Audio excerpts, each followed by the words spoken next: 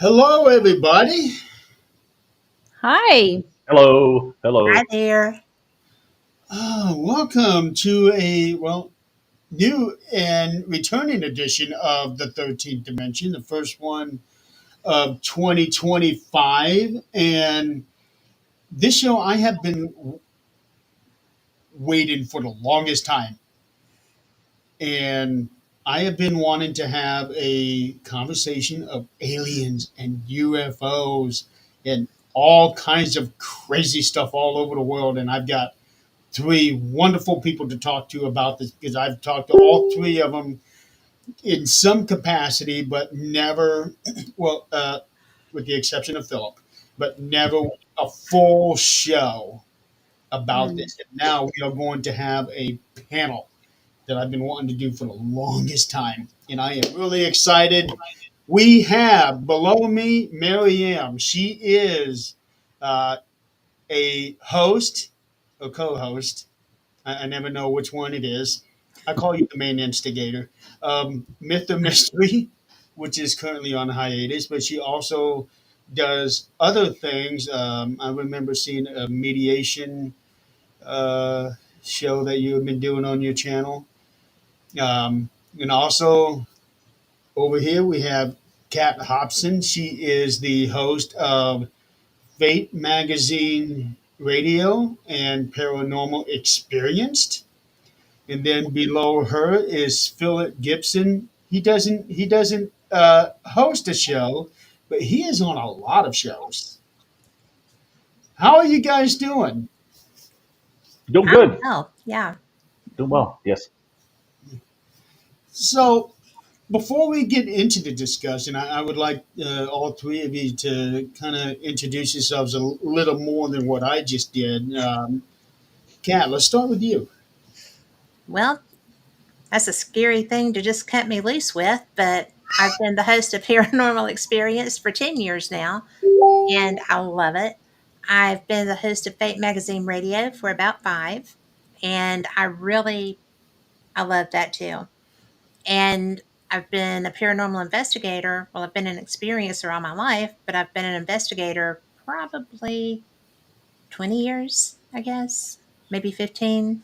And as far as like taking things out with me to go and try to capture evidence, which sometimes works and sometimes doesn't, as everybody that doesn't knows.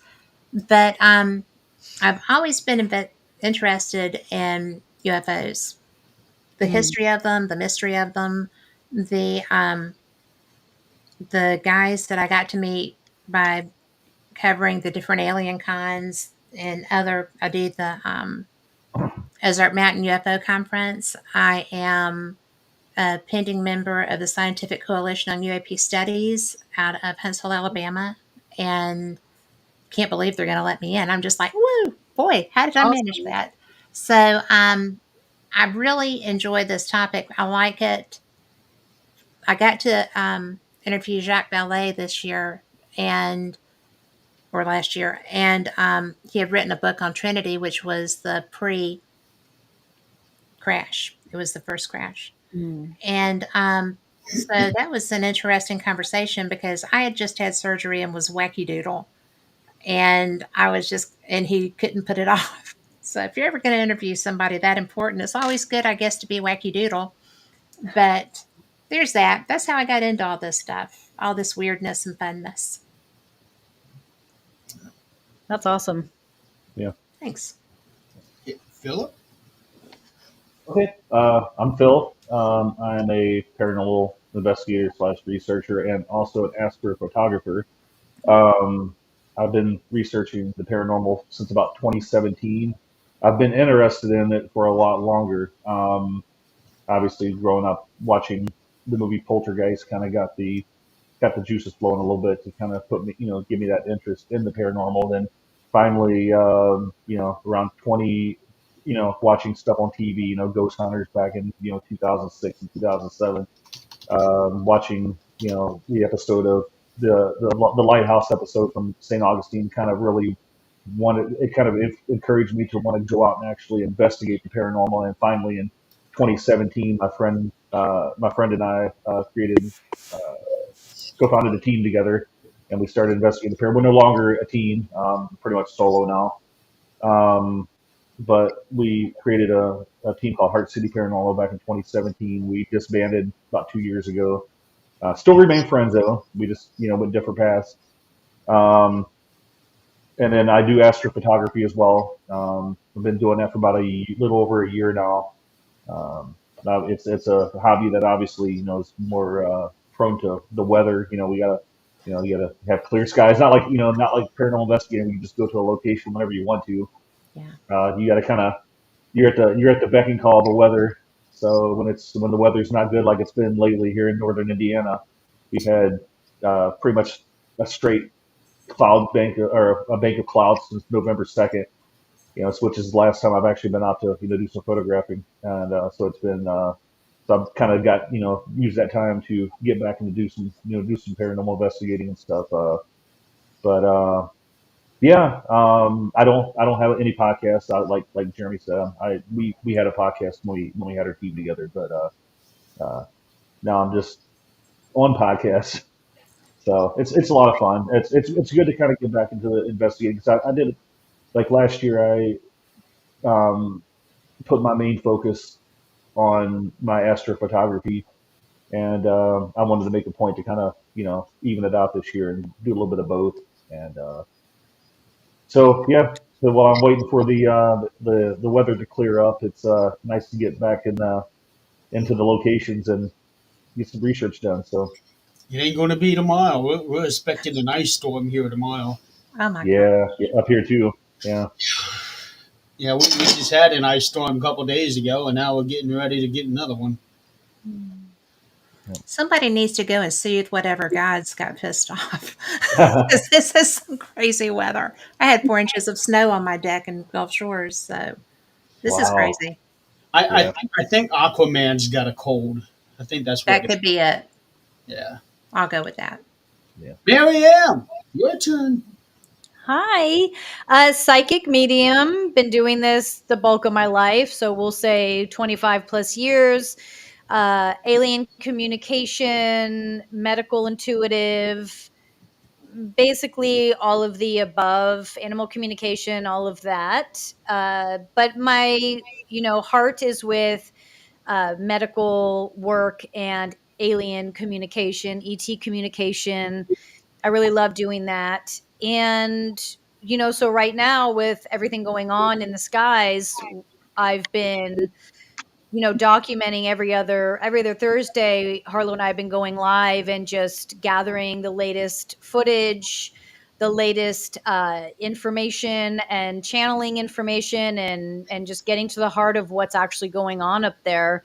And it's a incredibly unprecedented time.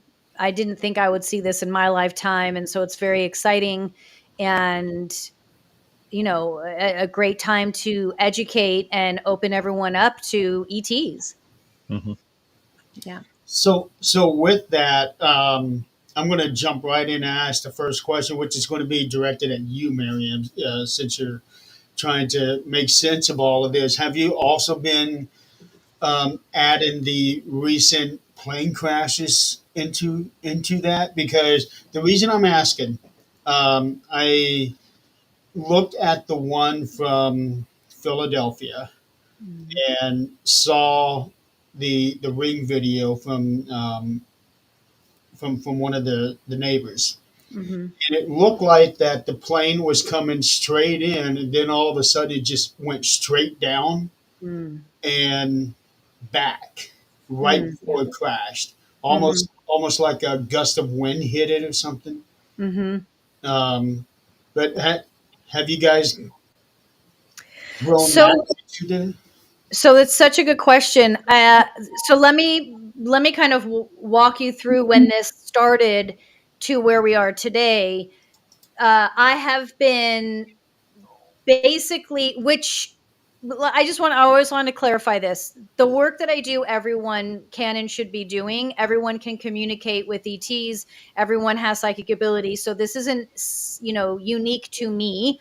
I just happen to have been doing this work for a long time. So it's easy to do it. I just want everyone to know that first. But we have been we noticed when Harlow and I first started tracking this that the videos and the stories and the information were coming to us already kind of produced, if you will. So we were being sent specific videos and information, and it would all be in like a certain grouping. So to answer the questions about the planes, that is coming. I mean, I can talk about it now. It's not that I have the information and I'm not sharing it. It's that I too was noticing that and was like, okay, I'm going to wait for this to all come together and then be told this is what we're going to, this is a conversation we're going to have about it. I don't have all of that information yet because for me, interpretation of what I'm told, how I speak about it in respect to people who have passed, but also for me, I absolutely don't want to cross paths with the government in any way because I don't want my work to be I don't want to end up in some crazy ass weird place. But also Yes.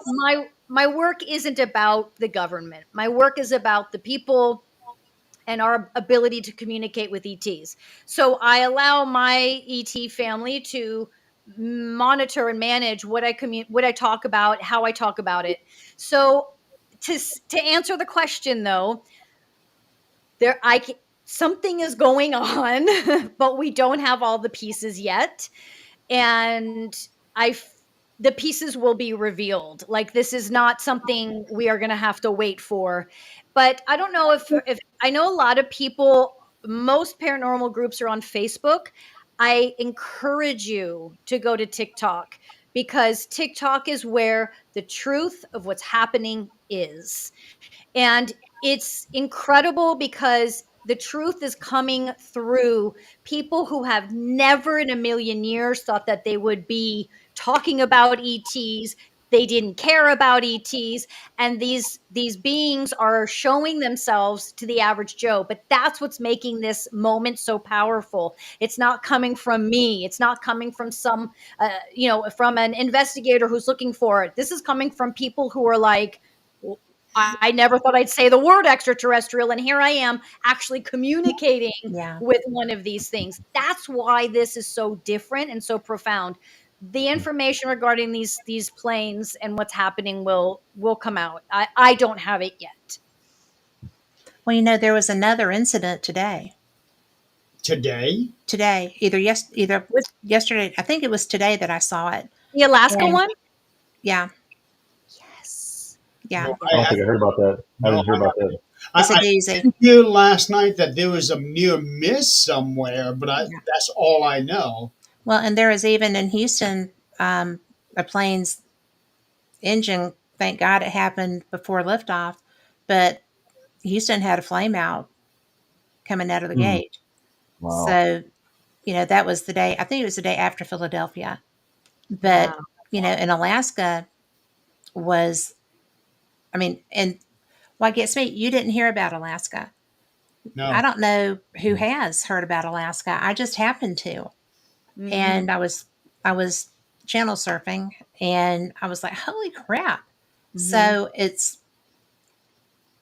Well, they're it's happening interesting that you pretty bring up fast. the one in Alaska because I know back in the 70s, there was a senator or a congressman that was flying out there somewhere and his plane completely disappeared. And they even have the Alaska Yes, Triangle. that's what happened in Alaska. Hmm. They lost the plane Hmm. in flight. Yeah, I Wasn't there? think I think Wasn't they there like a? found it today. Sorry, Philip. Go ahead. Did No, I they? was saying, wasn't there like a Chinese, a Chinese uh, um, airplane that like like over Alaska came in contact with some the craft back in the 80s, I think There it was. was there was a Chinese involvement that I saw, but like I said, I was just catching it as I'm going through, and they were coming across a bay going. They were supposed to be going into Juneau, but they were pointed toward Nome. Yeah. So, like I said, I just caught it barely, but I Mhm. was like, they've lost a plane. How are Right? we losing planes? We Right. have a guy in the audience right now. He's saying that they just found the plane. Thank Mhm. gosh. Did they find it intact? Oh, he only saw the headlines. Yeah. No survivors is what I think I saw. Okay. 10 people, 10 people, Yeah. a small, was it like a small private plane, I think? And It was private. mhm. Well, Alaska plane crash. I'm going to see if I can. Yeah, 10 people on the Baron Air flight. Wow. But, Um, it is this is strange. so consistent now. Mhm. We've had chatter boom, chatter boom, chatter boom, chatter boom. mhm, And given I have a low and suspicious mind sometimes, and with all of the I did a show on the drone activity with Chris Houston, who has a lot of insider knowledge and that kind of thing. And what he had wasn't what I was getting. So it was a Mhm. really interesting show for me to do. Because, Marianne, I'd like for your information on that Mhm. situation. But what I found interesting was that I was trying to get that drone show done because I just felt like that was going to stop. Mm. And then people, it would be out of the headlines and nobody be paying attention to it, right? Mhm. And it was a big deal, and people needed to discuss that, Mhm. in my opinion. So I grabbed him. I posted, would anyone like a drone show? He said, you've got to have me on. I didn't have any idea why, so I did. Oh my gosh, she was brilliant. But almost immediately, they were gone after that. Yeah, They'd been there for weeks and Mhm. weeks and weeks, and I just felt such pressure to get that on, and Mm. then they were gone, or they weren't being reported When anymore. was this? A few weeks ago, Mm. maybe a month. I'd have to look back at my calendar, which is way over there. Mhm. But but you can find it on the Fate Magazine Radio or the Fate Mag Radio Facebook page. When you They're said there. that he was sharing information different than what you were getting, what were you getting? I was getting communication from who I thought was were flying those drones. See, So this is what I find, this is what's just so magnificent about all of this is there is so much going on, and there are so many different ET groups, but also so many different man-made human mhm, groups. yeah, mm, And so all of us are going to be receiving information, and that information will and should be different hmm because we, first of all, the the universes are beyond our comprehension. So the amount of yeah, life forms that are right are like not one psychic can hold that. So all of us are bringing in all this incredible information and insight, and right, all of it's true. I mean, assuming we're talking about people that work from integrity, all of it is yeah. accurate, right? And so you have Well, he man. wasn't coming from a psychic viewpoint. He was coming from a governmental standpoint. Got And it. so, yeah, that was different for me because Mhm. that wasn't where mine was coming from. Right. But So, how fascinating, cuz so much is coming out now. So many people are coming forward. mhm. There's so much information now just as of like last week, people coming out, and it's it honestly it is beyond what I ever thought the Yeah. government was not capable of, but honestly had the balls to deal with. mm, I really underestimated, and honestly, I didn't give it I never gave it much thought because the government has no say over what or how and No who. matter how much they'd like to think they do. Yeah, like it's irrelevant. But when you hear how much they actually know and what they're actually doing, you're like, whoa. Yeah. And this one pilot who I've been following, and I DM'd with a few times because he's just been reporting brilliant insight, getting it kind of firsthand. And he said, this is just my assumption, but what I'm gathering is they don't want humans he didn't word it like this, but what he was saying is what I teach, which is they don't want us to remember who we are. They don't want us to remember that we are capable of telepathy, Philip channeling, does. Philip does. every everything I do, Yes. everything any medium does, everybody does. It's not, and that's like what I've been trying to yell from the rooftops the bulk of my life is like, I'm not doing anything anyone else can't do. You guys just aren't remembering you can't do it. So to hear this average Joe say those words, and again, that's what I find so powerful. These aren't spiritual teachers, paranormal teachers. They're not mediums. These are average Joes putting this Yes. together and going, I think he's saying we're capable and the government doesn't want us to know this. Yes, of course, the government doesn't want you to know. Like, but let's move past that and just go, okay, boom, your light went on. Now you remember who you are. Your journey begins. And I it's Well, hope. like I said, they want to keep you in the dark, obviously, because they don't want you to you know progress as humans. They don't want you to um, they want to keep you in the dark. That's what it is. well, a And controlled population is easy to manage, right? If we yeah, don't know that we're powerful, if we don't know that we don't need them, why would we have them? Exactly. And then you have those troublemakers that are trying to make the noise. Oh, But here we you are. know, but to be fair too, and this is why I always try to steer the which we're actually going to talk about the government and that somewhat their interaction next week on the show, but I try to steer clear of it simply because we don't want to get caught up in that. Like it's kind of like, not everyone, but a lot of us have had parents who repressed us, or who had parents who didn't believe in us, or who had parents or a teacher or someone who thought we were crazy, and it's like, okay, bypass that, right? Right. Bypass. And it's the same thing. It's like, okay, so you figured out that the government doesn't want you to know shit. Oh, shocking, right? It's kind of like your parents hiding stuff from you as a kid. They didn't want Yeah. you to know certain stuff. Okay, well, let's move on from that. Now let's talk about what we're capable of. Holy crap, you know? hmm And This kind of reminds me of the story that I told on your show several months ago. My mom had an experience. Her and her cousin, um, Mm-hmm. something came out and it blew a bunch of wind. They ran into the house. Everything calmed down. They came back out. The thing blew a bunch of wind. They went back. It kept going back and forth, and finally, it just went away.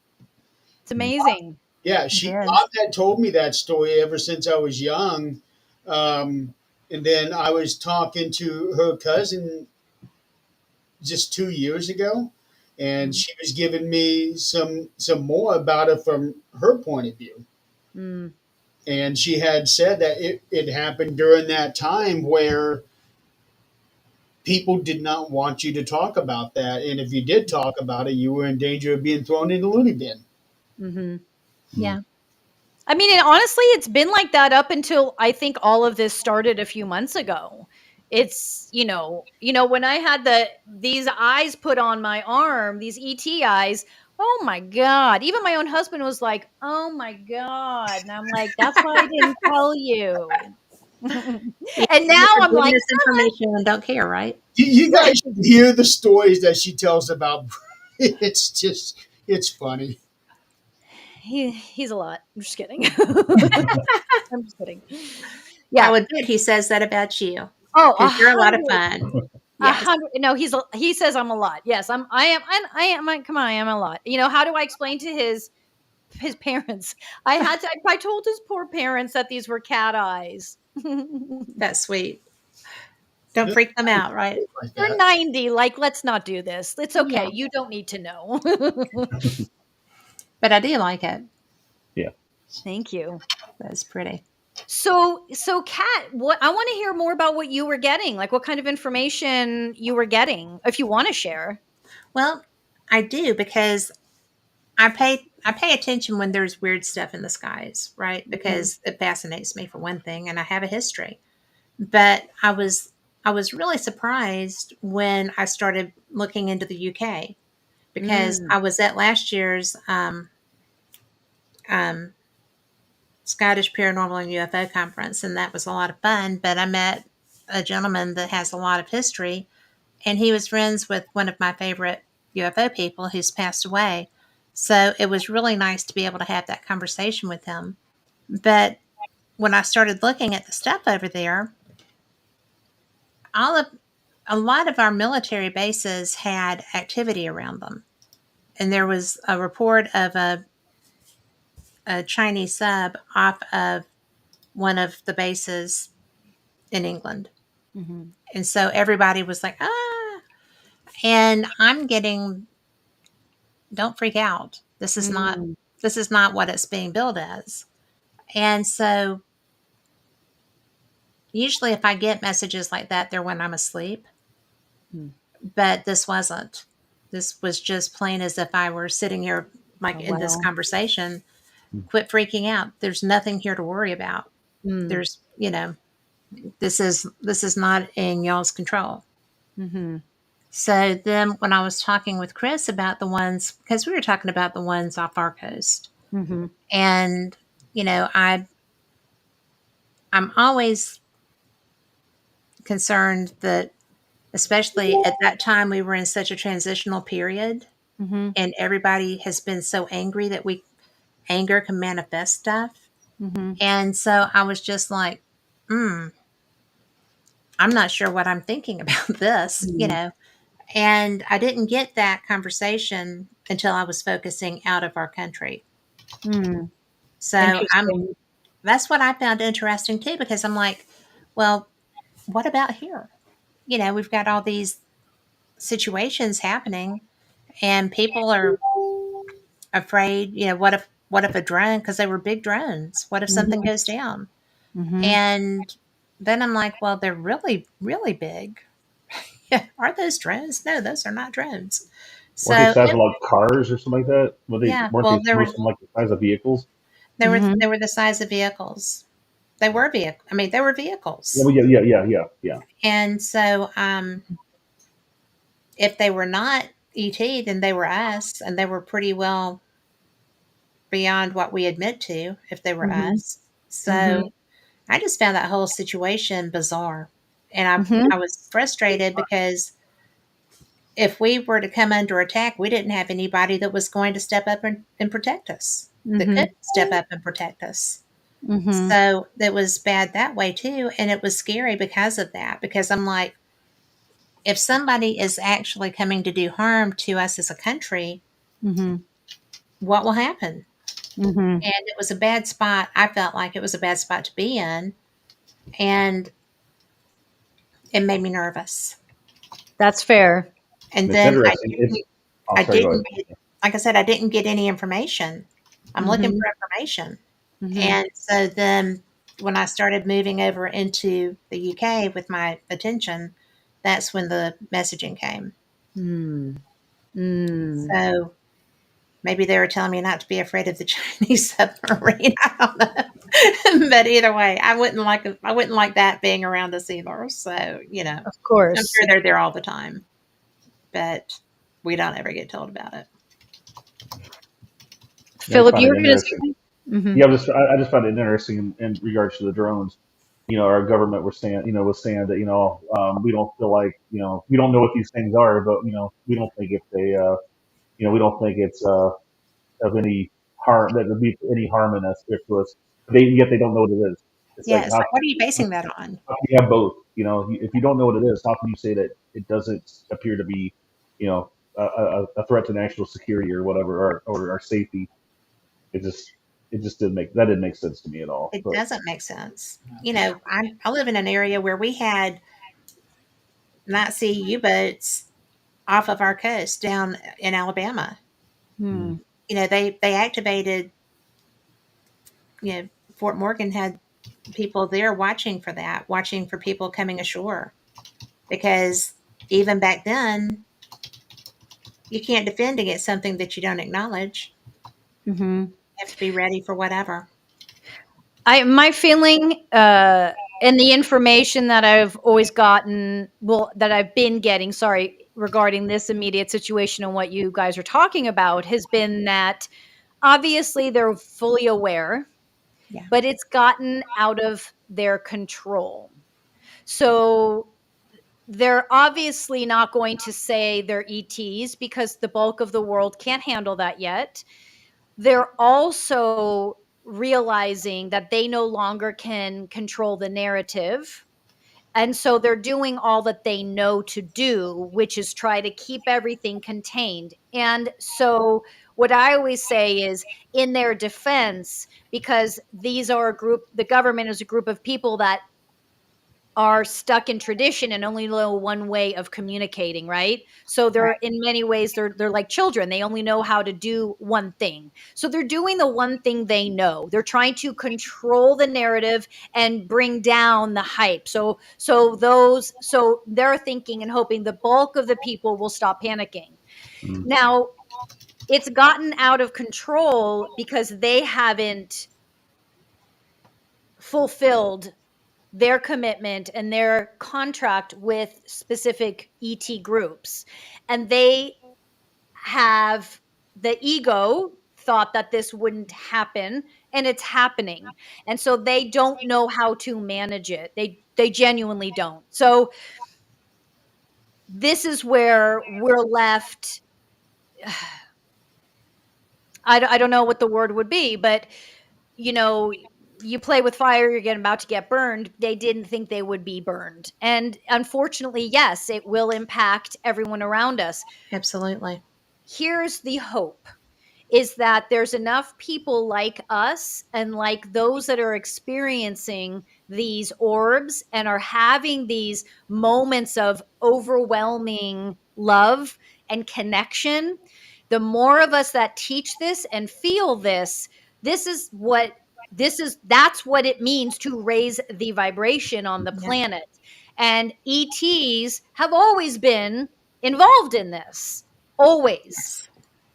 The question is, who will raise quickest? Because the truth is, if the US is able, or another country is able to gather ET technology, and our tech, if human technology grows faster than human consciousness, we implode like Atlantis did. Yeah. And that's inevitable. That Well, will and happen. there's so many, but I mean, there's such a long history of this happening on this planet. We Mhm. have we have millennia of dead societies Hmm. Mhm. around this globe. And nobody knows where they went. Nobody knows what wiped them out. Nobody knows why their structures are still there, but they're not. And there's no, there's not a representative sampling of the people that were there Mhm. to compare with what was there as a, the physical area they lived in, Mm. which I think is interesting. And So, eventually, people in the future will be looking back on us, wondering what happened to us and the structures that we've got standing right now. But if the consciousness is raised, there's no wondering. Like, if we want to find out what happened to those societies, we carry all that information. When you talk about psychic ability that we all carry, that means you know everything, everywhere, always. You hold that information and you're able to connect to it, right? So when we talk is about this like Atlantis, Akashic Records type of information? sure, you could use that. That, Yeah, you that can kind of use that It's thing? kind word. of like quantum. So It's like quantum mechanics almost. It's like it's Yeah, stored, it's already there, it but is there. it's just yeah. It's like I Like it's you know. like just have to access it. yeah. Yes, I know there's so much terminology, and I don't study the other terminology. I don't study any terminologies, but they all say this. It's like they all say the same thing. It's all Yeah. saying the same thing, which is we are born from light, and we carry that information. It's about remembering it. So we can remember what happened because all of us were at one of those locations. One of Mm. us was at Atlantis. One of us was building the pyramids. One of us, we were there. We processed so many lifetimes. So it's just a matter of, I've it's just asking, what do you want to know? Don't ask me. And I don't mean it like, don't ask me. I mean it like, you remember, what are you like? I did a series on unexplained cases where I was like, where we were bringing in people. And if you are drawn to a certain city, town, location, that's because you 99% of the time have lived there at another lifetime. That Mhm. was you. Why else would you be drawn to that? And you go in and you start finding out what that is. And that's what's happening now. And so all these questions we're asking ourselves, it's like, well, let's answer them. We don't need the government to answer anything. Mhm. We're finding that out now. We Yeah. can find it out ourselves. What do we want to know? And the group consciousness will just lead us. The group consciousness will change from fear and repression to, and also when the consciousness raises and we carry all that information, most of us will start to experience uh, un that amount of love that comes from spirit that is overwhelming, and it brings everyone down and into a place of community. And now Mhm. fear no longer rules, but community rules. And that's where I was saying, like, Kat, Philip, what is the information you're feeling and getting? Mhm. Let's do this as a community, because that's where our power lies. And that's how we raise the vibration. And that's how we avoid these darker ET groups that are absolutely, absolutely hanging around just like the light is. And they're like, which way is this world going? We want in. It's Yeah. absolutely that sci-fi movie. And here we are, but it's scary as shit. It And is it's Well, scary. yeah, Yes. because it's interesting. You mentioned something about, if you feel like you've been to a town before, Miriam, Mhm. Mhm. and there's always been this, I want to say, connection to the Pleiades for Hmm. me. I can look up at the sky and literally see the Pleiades system and literally tear up. And it was the first, like, I do astrophotography. It was my first astrophotography, like, project was the Pleiades, and I literally was like, it brought me to tears to see the blue dust clouds that surrounded the stars in that system. But I've always had this draw to that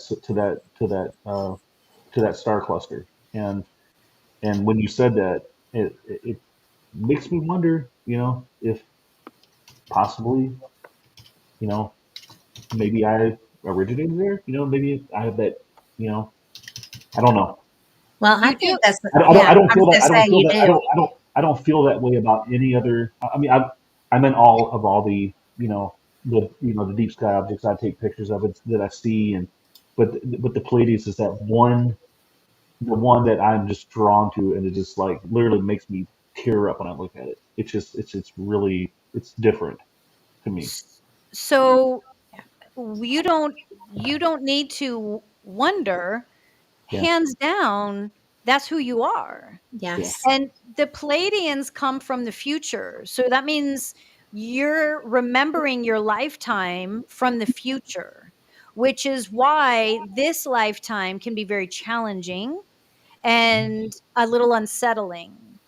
But if you understand and accept and I want to scold you, but I won't. Stop doubting. Stop saying if. Stop wondering. Buy the book. I'll send you the link to the book. It is not if, it is yes. yeah. And you weren't drawn to this photography work by accident. Oh, I agree And with that 100%. why would you tear up? Yeah, Like, so you can actually now make logic of it, but putting the logic aside, take ownership of it. That's when I talk about remember who you are, because if you if you won't remember who you are doing a disservice to who you are. okay. And you and this ET family, we don't have time for you to be dragging along going, am I? No time. And when we say no time, I remember teachers would say this to me back in the day, and I'd be like, okay. I just was like, it's never going to be. Now I'm talking like what Kat's saying. When we say no time, we mean, are we talking months? Are we talking weeks? We don't have time. Get on board, get in touch with your family, and find out what you're supposed to be doing. I'm online right now trying to look to see if there is a picture of the Pleiades with the new James Webb telescope, but I'm not finding one. There should be one because I'm Orion. Okay, but Okay. the Pleiades are also part of me. But I have to ask you: have you? There are nebulae. in Orion's belt. Have you gotten pictures of those? Yeah, Are they gorgeous pictures? yeah. I've taken the actual Orion Nebula. Also, I've taken pictures of the Flame Nebula around the belt stars, Yes. and also a little bit of Barnard's Loop that goes. Because see, I don't have like filters, so I can't get a lot of the H alpha, Hmm. which is what most of these nebulae are visible in. So I have just a standard DSLR camera, which I'm looking to get invest in a dedicated Astro camera, which is just have filters in it. But yes, I've got parts of the Barnard's Loop, the Flame Nebula, the Horsehead Nebula, the Orion Nebula. I got a pretty good picture of the Orion Nebula. Long exposure, 3 minute subs for Oh my three gosh. 3 to 4 hours. Yeah. Oh, absolutely gorgeous. You can see the dust clouds coming off, but the colors, the purples, Yeah, I just was going to beautiful. say a And lot then, of the pictures yeah, that then, you post yeah, come out gorgeous. yeah, Yeah. Can So we I'm see going to be finding those. You're going to see me all over your media. yeah. So The belt stars of Orion are just. It's just 3 stars, but they're beautiful, they are you beautiful. know. Mhm. Yeah. And Can we I see love. the picture that you got of the Palladians, the one that you said made you tear up, and any other ones? Like, can we see it now? I don't know if I can. You can Let me share try. your screen on here, or if that won't work for you, you can send them to me, and I'll. Yeah, I'll practice them too. I do have some of my photos of like the Orion Nebula, the North American Nebula. I've got pictures of that. I have the Pleiades, the one I did. It was that was my first project. So it's kind of not the greatest. It's not the That greatest, was your passion project. Yeah, Mm. yeah. That was like that's the first one I said I had to do it first. I'm much better now than I used to be. I've had a lot of practice under my belt, Yeah. so I want to shoot it at a longer focal length, so I get up closer, and I can really see the better. I'm waiting to do it, but it's been so cloudy lately. I haven't been able to get out, but I do have some really good ones of the North American Nebula that I just finished up back in November or back in early November. I had about 9.5 hours worth of Oh wow. integration time. Yeah, so you can see a lot of the you can definitely see the North American Nebula and some of the Pelican Nebula as well. But because I don't have a Astro modified camera, a lot of the H alpha from the nebula are not as vibrant as what it could be. But you can definitely see, why they call it the North American Nebula. It looks like the North American continent. It's just beautiful, and then the stars around it, and Yeah, it's I'm very looking cool. at pictures now. I can see Mexico in it. Yeah, When you say the H alpha, what is that exactly? Mhm. it's hydrogen alpha. It's Okay. it's what it's what makes up the nebula. Yeah, it's the hydrogen alpha. Then there's oxygen in some of them, and then phosphorus. There's different filters for uh, there's different filters for different objects. What might be good for Orion might not be the greatest for the Andromeda galaxies. Mm. You know, and so you just got to pick and choose. Look at other people's projects and see what they've used, and then try to like make your own composition up. Which that's what I did with Orion. Orion was just no filter at all, and the colors just were so vibrant. And I was just blown away when I saw, like, oh my gosh, I can't believe I'm capturing this with my camera. Thousands of people did it, but it's just knowing that it's your own. Sure. You know, Exactly. it's I mean, beautiful. there's just something because that's what speaks to your soul, Yeah, right? When Mhm. yeah, you're passionate. I'm a photographer. it's So, awesome. but I'm a beach and wildlife photographer. And when it's something that is speaking to your soul in that Mhm. moment, Mm. it's just the most beautiful thing. Yeah. And I can't wait to see those because, you know, Um, I'm a I might I'm, get I'm a hammock layer. okay. I'm outside. I'm a dog walker, and so I'll just lay out there and enjoy, right? But I was a friend of mine, Mark D'Antonio, is an astronomer. And so I was laying out there and I sent a text message and I was like, is there a nebula on Orion's belt? And he was like, there is more than one. And I Yeah. was like, well, should I be able to see? Is it red? Should I be able to see it? And he was like, I would be surprised. And I'm like, well, it's right in this position, right? Yeah. And so I was seeing it with a naked Wow. eye. And I was just, because I Wow. have a Dobson telescope, right? Nice. But Yep. it was so cool just to be laying in a hammock with a dog and That's see that. amazing. And Yeah. maybe I can send. Maybe I can send. Let me try to get on my phone. I can probably send it to you, Jeremy, and Yeah, you said you That would can be share it. awesome. Mhm. I would Let me look really this like up. you that. can either send it to me, or if it's on your computer, you can do a screen share. I'll go ahead and send it to you real quick. I'll send a couple of them. I'll send Orion the nebula for you, Thank Kat, and you. I'll also show my North American nebula as well. Um, What's really weird about some of these things up in the sky is, at least for me, I cannot see them when I'm looking directly at them. I have to look off somewhere else, and that's when it pops out for me. Hmm. Do you three have that same experience? I do. Mm. Not all the time, because I was actually in my backyard one afternoon, again, in the hammock. But it was, and I was on the phone with my daughter, and this really weird green, gray, yellow cloud, it was a strange color, just came flying really low. And it was just like coming across backyards and stuff. And I've got a gazebo, and it was as low as my gazebo. hmm, Wow. And it's just, and then it stopped. And I was just like, and I'm on the phone with her, and I'm like, do not hang up. Just do not hang up because I'm seeing something really weird. And like the proverbial pie tin, right? The inverted pie tin, the lip of it just pulled out.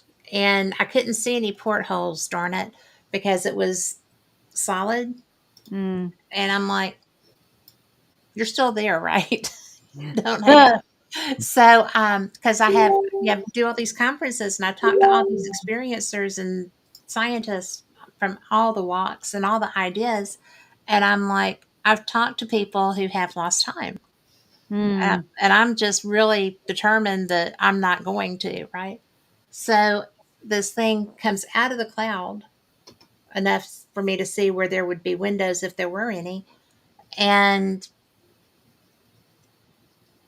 I'm tripping out, right? Mm. So it just, and I'm telling her what I'm seeing, and it just kind of, the cloud catches back up with it and it just moves off. And Wow. then, it dissipated. It started to go over our mountain and dissipated. When was And this? this has been, let's see, she was living, I think she was in Colorado at the time. So that's been probably 4 years, Mhm. maybe a little more. No, it hadn't been any more than that. But, because it was rare for me to get to talk to her during the day. Mm. So, but it was one of the strangest things I've ever had happen. It And sounds like you're a seer. It sounds like you're able to see things the average person may not witness or yeah, see, even though it's manifested physically.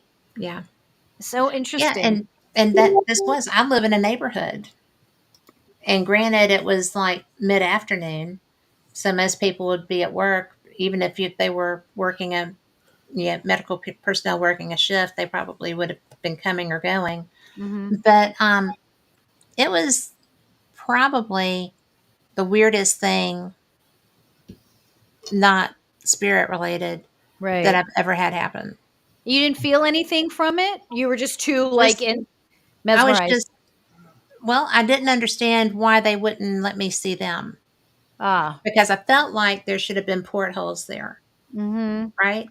Mhm. And it was because basically I'm sitting there thinking, I'm not going anywhere. Don't do it, you know. And so, but I was so disappointed to not be able to see them. But because maybe you didn't see them because you were determined to not lose time. probably And so, because they knew I wasn't willing to go. yeah, and Yeah, so I think that I think it's okay to, depending on what feels right for you, uh, absolutely. it's okay to, if you want to see them, then it's okay to, I mean, what's the problem with losing time? Well, because I was on the phone with my daughter who would have tripped out. Well, there's that. I I mean, mean, and she I was mean, only like 19 or Yeah, 20 at the that's a time. 911 call waiting to right, happen. right, Yeah. right. I mean, like, moving forward, so you can have the experience you want to have. You Well, know, sure. I mean, I have. So it's not, you've been able to have it. yeah. So, I mean, my husband even, whoops, wrong side. I'm so bad at this, y'all. But my husband even provides entertainment for my office. So I had a blue guy who is Al, and lost he lost his ear. So this is Al too, He's really and cute. Al Leon, yes. But it just happens, and I get we have a lot of times during the Pleiades meteor showers, craft come and they park in Orion's belt Hmm. and on the second star. And so I'm always just like, and I've tried to report it twice to MUFON using their system. Neither time was I able to get that report turned in. Oh, wow. Yeah, it glitched every time, both times. And, you know, I have different experiences. And I actually even mentioned that when I was at a conference to somebody who's actually a rocket scientist. And I was like, why does this not work? Because he's involved with MUFON. And he was like, well, I don't know. It's a good system. I said, well, not when I'm trying to report something live that's Hmm. happening then. So somebody else could go look out their window and see it, maybe. Got it. Yeah. But yeah, but it's a consistent thing I've found. Hmm. So, and that happens during other meteor showers too, but definitely every time during the Palladian. That you're meaning you're not able to record it or document I don't have, any fun. I mean, I have a Nikon, but my lenses, while they're good, aren't that good. Hmm. I do beach and wildlife photography. I don't do astral. So, yeah, and it's night. Hmm. So, and I haven't tried it with my I've Dobson got, because I'm not that good with it yet. Mm. I've got I Phil's saw a picture. ready to come up. So here is, let's see here. That's not. I guess that's. There we Yeah. go. Yeah. Yeah. That's the North American Nebula right here. You can see, obviously the continent, Yeah. America, Florida, and up above is the Pelican Nebula. At the top of the blue star is It looks that. like a wolf. Yeah. It's cool. But I That do Yeah. is. see what you're talking about. A lot of these diffraction spikes on the stars are just a program. That's not the act. I mean, they're real stars, but they're not. I just add the diffraction spikes as kind of like a little, like a It's Here we beautiful. go. That's better. Wow. yeah. Wow. Look at that. That is so bizarre. I If I love had that. if I had a filter, or I was using an Astro modified camera, a lot of that nebula would be more visible in the red spectrum as you see the It's, around the outside of it. It would be more red, which is the natural colors. Yeah. yeah. But it's brilliant as it is. Good So Mhm. catch. are those stars that color? No, no. I mean, the I kind of added the spikes and the colors kind of keep it. It's a random. The colors come in kind of random. Now the big one at the top, is that's a pretty natural one to the right is Mhm. natural. That's more of a natural color. Yeah. The blue ones, they're not necessarily blue. They might have a blue tint to them. Oh. So yeah, they may be, but they kind of just the program I use is kind of just like it just kind of adds those diffraction spikes. It has to give it a little bit of a little flair to the picture. I see. It just made me think that they were blue giants. Yeah. So It's Yeah, just such a gorgeous picture. It is. And, the definition is so good. It yeah, is. wait till you see the other one. it's about 9 hours of integration time. So, and I was running about 3.5 minute sub exposures. I was drawn with a would have been an f2 lens, 135 millimeter f2 lens. That's a Okay. standing lens, so it's a really fast lens, so it gets a lot of light in really quick. It's brilliant. Yeah, Well Mhm. done, man. That is Yeah, awesome. Hey, let me yeah, get I love the cosmos. It's you're yeah. good at it. Yes, you are. okay. And, Wait you till know, that's she sees the Orion. She's gonna flip out. Cat will. She'll like. probably so. Yeah, Okay, I'll be right back. I Okay. need to. Dog wants out. One sec. So there's Orion yeah, that's Orion. God. and Tom, who is in the audience, had Hey, actually Tom sent me McNicholas. another a picture himself that he found off a website. But this one here is yours. Yeah, that's Orion. Yeah. Look at that. Yeah, like I said, that was done with an f4 300 millimeter lens. The stars are a little bloated, probably because of I don't know. It could have been just the camera itself. I mean, the lens I have is a really good Canon lens. Right. That was early on. When I think that was my second project. So um, I've learned a lot since then. My processing got a lot because I use a lot of Photoshop. I use I think Adobe. this is really good as it is. I mean, Yeah, I don't be want to shoot acting them like again. that's not excellent. Yeah, I've seen some really good ones, but also there's those are $7,000-8,000 telescopes and Yeah. But $2,000-3,000 look mounts. That's look at probably the the one colors, that took this next picture that It's I'm incredible. right? um, let's see. That was gorgeous. Which one was that? Orion, Orion. Wow. right? Okay, this here is the one that Tom sent me. Yeah, Um, And what's this one? that's Orion as well. Ryan. Yes. Looks like he probably have a filter. There's some filters to kind of bring out some of the H alpha as well. I did a lot of saturation in that. When I did processing of the Orion, I Yeah. probably ran a little bit the saturation up a little too high, and which I've Photoshop can be a bear to learn. So It is. there's a lot to it. So and I've This got a here is lot the better belt, since then. right? No, no, the belt would be somewhere In the nebula.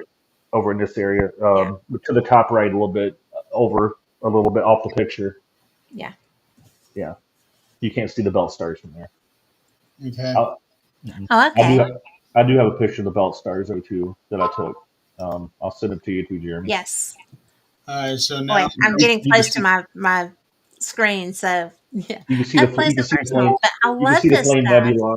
You can see the flame nebula in the other one as well, and Yes. you can see some of the Barnard's loop, and the horse head's a little bit off to the the horse head would be not as visible because it was like a 30-second exposure, or it's like a minute and a half exposure. But that's this one you're seeing now is that's the Bode's galaxy, which is about 13 million light years away, Wow. Wow. and then the Cigar galaxy to the left, and there's two more galaxies in the top right and the bottom center. So there's four galaxies in this one picture. Wow. The one, That's Whoa. so special.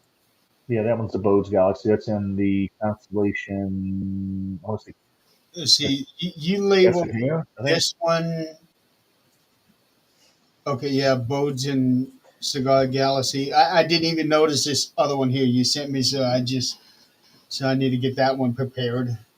That was the belt stars. I think the last one I sent was the belt stars of Orion Oh. Okay. with the flame nebula, a little picture, a little bit of the flame nebula, and it's a single exposure, so Oh. it actually looks really good for a single exposure though. Yeah. I'll get that one prepared as well. But and it just the universe is such a massive place. There's It is. we're proof that life. I mean, I mean, it's no doubt about life exists out in the universe. I mean, I have no doubt about that. No, Um, me either. and it's yeah, it's just to see these, it just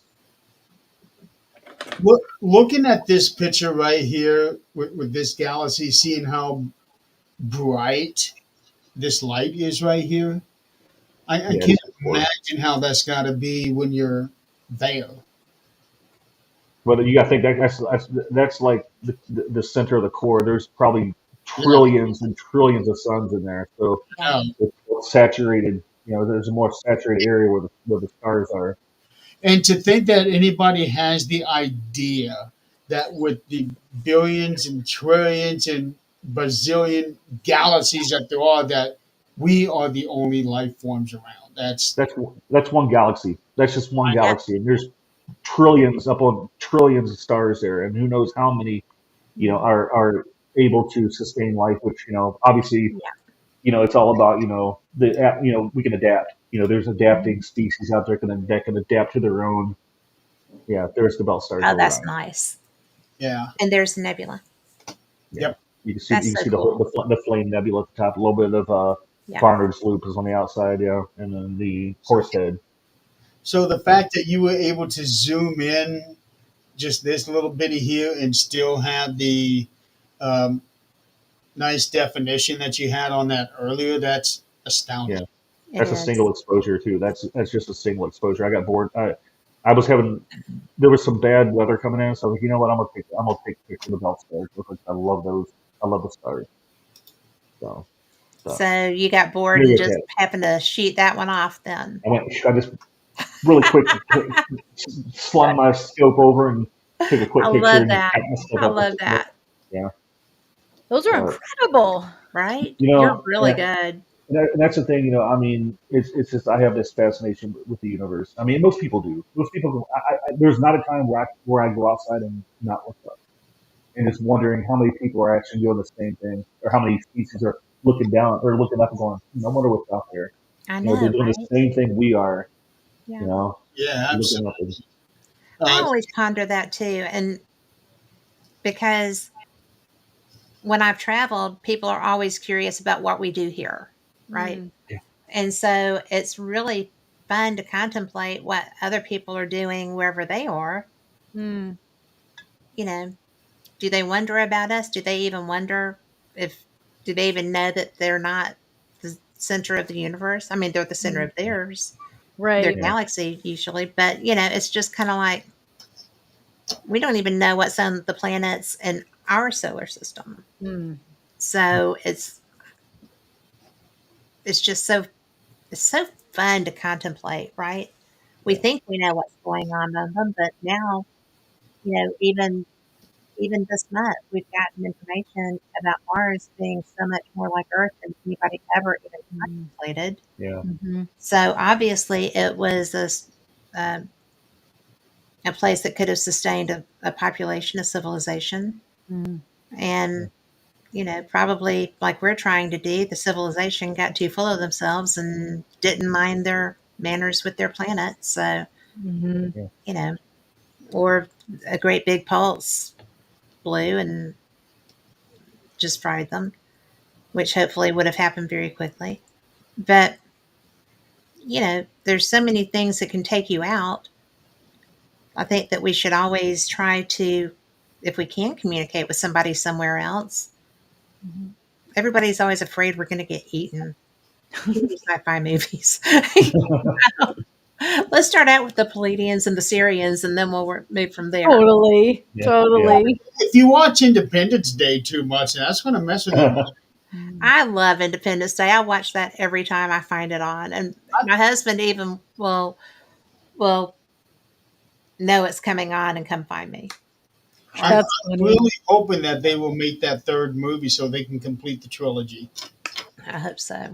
I have a question for Maryam. Mhm. Okay, you mentioned that you were in contact with ET. Um, is there a particular a race, or are you in contact with multiple races, or from different? Um, which ones are you? what are ones that you are like? I'm drawn to the Pleiades. Mhm. Which ones are you drawn to? What pulls you in? Which So species or my which area? so my experience is a little different than I think a lot of other mediums or ET communicators, because I have I have a family that I work with, but I've never like focused or was concerned with names and where they're from. One of the reasons for me is I don't want to bastardize the Okay. psychic connection. And so I know that I had my, which I won't share it because it's a long story, but when I was first introduced to the ET communications 20 something years ago, the Palladians were mentioned. I think they are the biggest, they tend to reach out the most to introduce us into this world. And, but I wasn't necessarily like, I didn't start researching them or anything like that.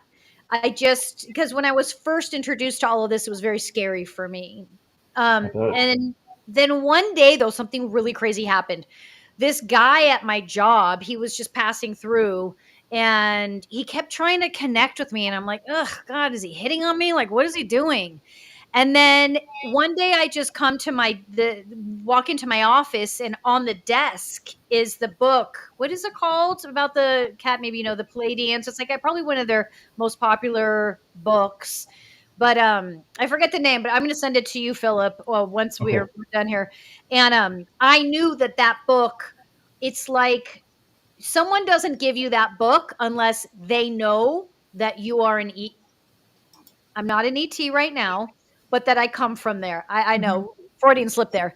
And so when I saw the book, I was much younger, still scared by it. My heart just dropped, and I was like, "Who the fuck put this here? What is? How does this person know? I don't know this person from Adam. How does he know that but right?" So but I never really like obsessed over like that's who my family is. I Yeah. refer to them as my family. That's who it is. I Yeah. just allowed it because, and I'm not saying this is what everyone should do. It was just for me. At a young age, I was encouraged to not fill my brain with too much intellect so that I could channel much clearer. And I Mhm. do encourage people to take that route within reason. I'm not saying Mhm. don't read and don't watch television. I do all that, but within reason. And for you, Philip, for sure, there's always the beginning phases of you need to research. Like I need to figure like what is this? Who is That's this? Right? And yeah. you'll read and it won't really align, and then you'll do something else and it might align. And so that's why I don't hone in on names, because remember, these books and these names of these ET families are just channeled from humans. So Yeah. who knows, and that includes me, how accurate we're getting these names, Exactly. right? And so this might be a family that you're genuinely aligned with, but the name's not resonating. And so all of a sudden now there's this glitch. And so that's why I say just like, whew, just what are you being drawn to? What is being shown to you? What is being handed to you, right? And just keep moving towards that until the all of the communication comes from here. Kat has it during it communicates at night in her dreams is one way, right? For Yeah. you, you'll find how that communication it's for you, Philip, to Mine's communicate under the with stars. Mine's when I'm under the stars at night and I'm sitting there just looking at them. Wow, E- exactly. And then you'll start to receive information. Yeah. And the information is subtle. It's not loud. It can be loud. It can if we're in a state of it's very emergency, subtle. like right now. Yeah. But for the most part, it's this subtle, it just takes over you. And your brain isn't making sense of it. It's just this knowing. And you're like, huh?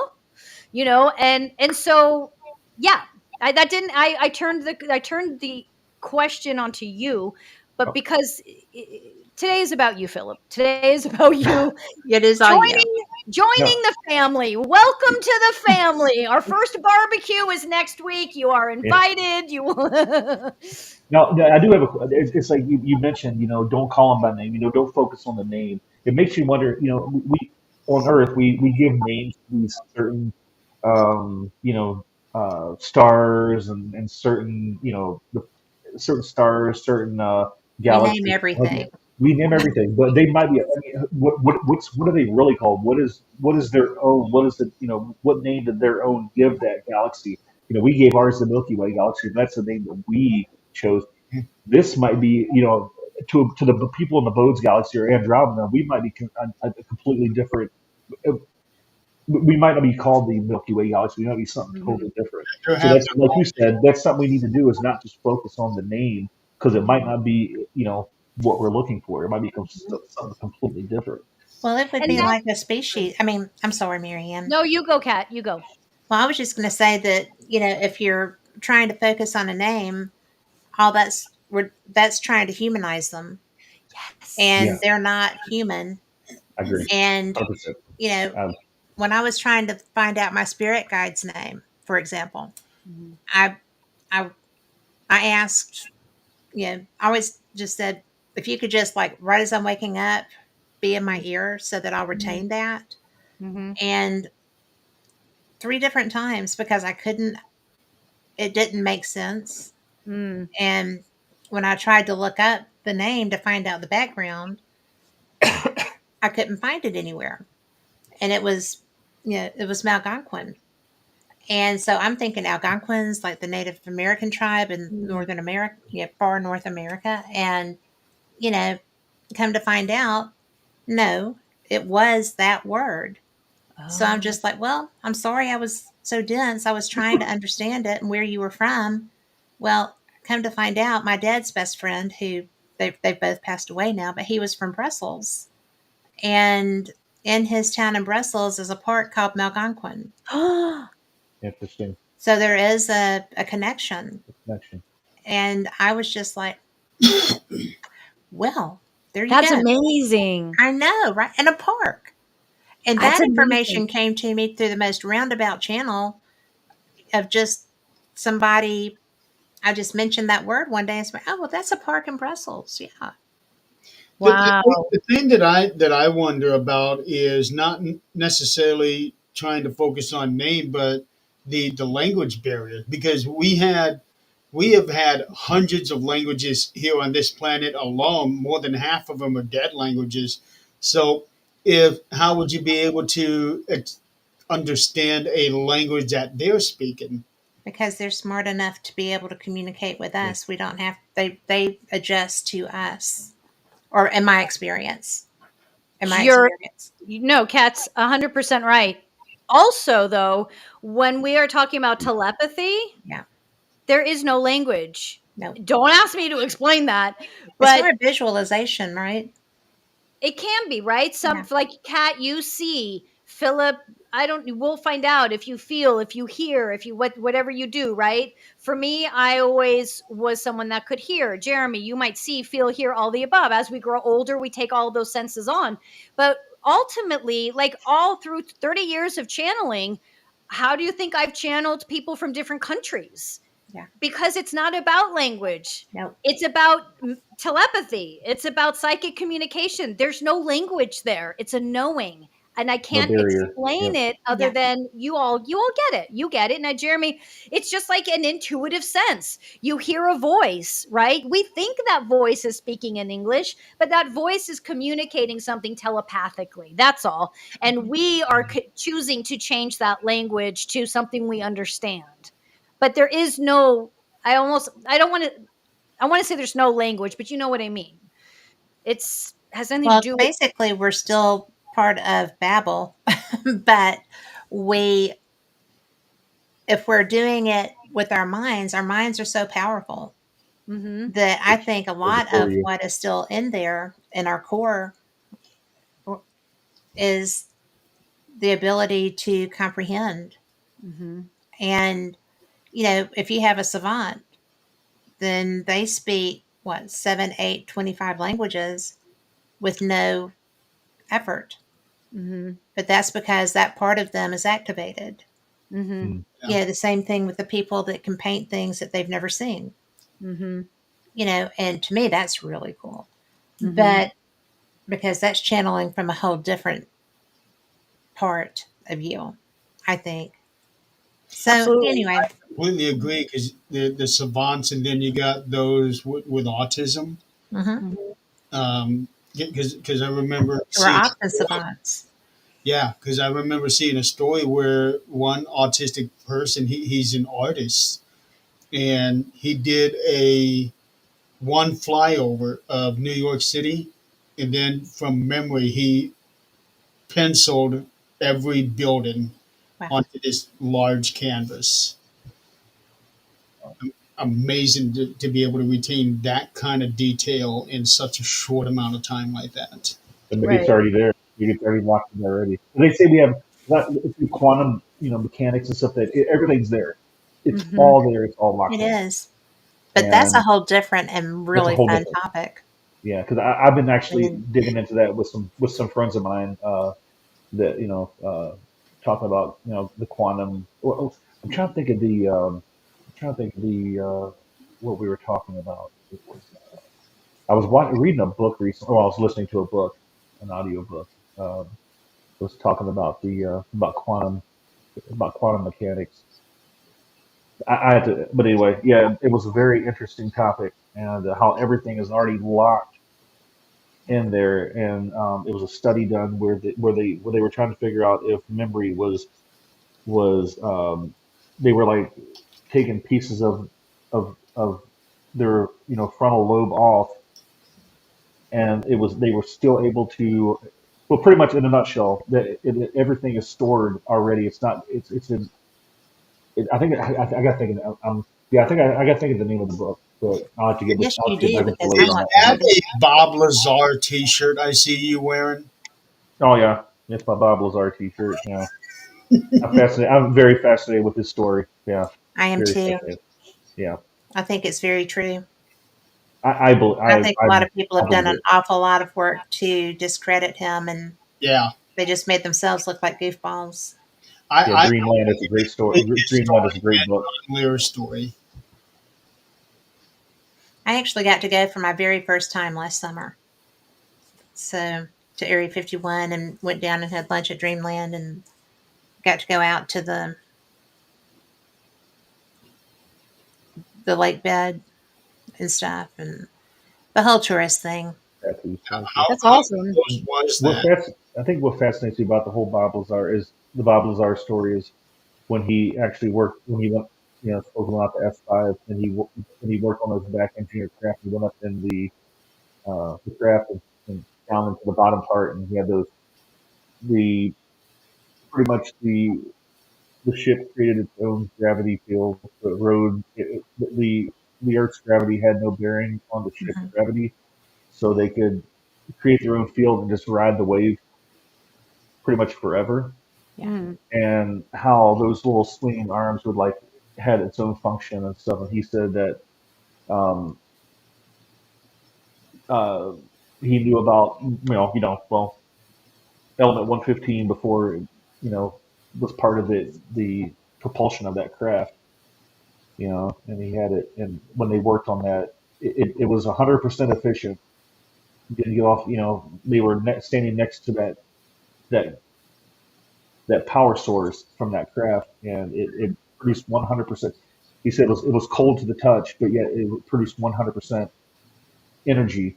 He said Wow. there's nothing on Earth that produces 100% efficient energy, and that's where he was back engineering. His job was to back engineer the propulsion part Mhm. of the craft. And they said it was from Zeta Reticuli. That's what his what he heard in Yeah. his the briefing that the craft was from Zeta Reticuli. That's I what find it craft. interesting with the technology that that they're working on in Area 51 because we went through centuries of absolutely nothing, and then kind of start harnessing a little bit of electricity back in the late 1700s. And then there's just a very, very slow build up. And after the crash in Roswell, Yes. with the first, I don't know, maybe 15 years, it's kind of slow and steady. And then all of a sudden, it's like an explosion. Mm. It's Well, almost and like they finally nailed it from that aircraft. And they're, well, they had another aircraft before they had the Roswell one. I remember hearing something about Trinity. it. In fact, Jacques Vallée wrote with Paola. Um, I always say her name wrong. She's probably going to beat me one day. But it's really interesting because what I found fascinating is the name of the families that were involved with that craft, because there were two kids riding horses. They weren't supposed to be out, but that's life.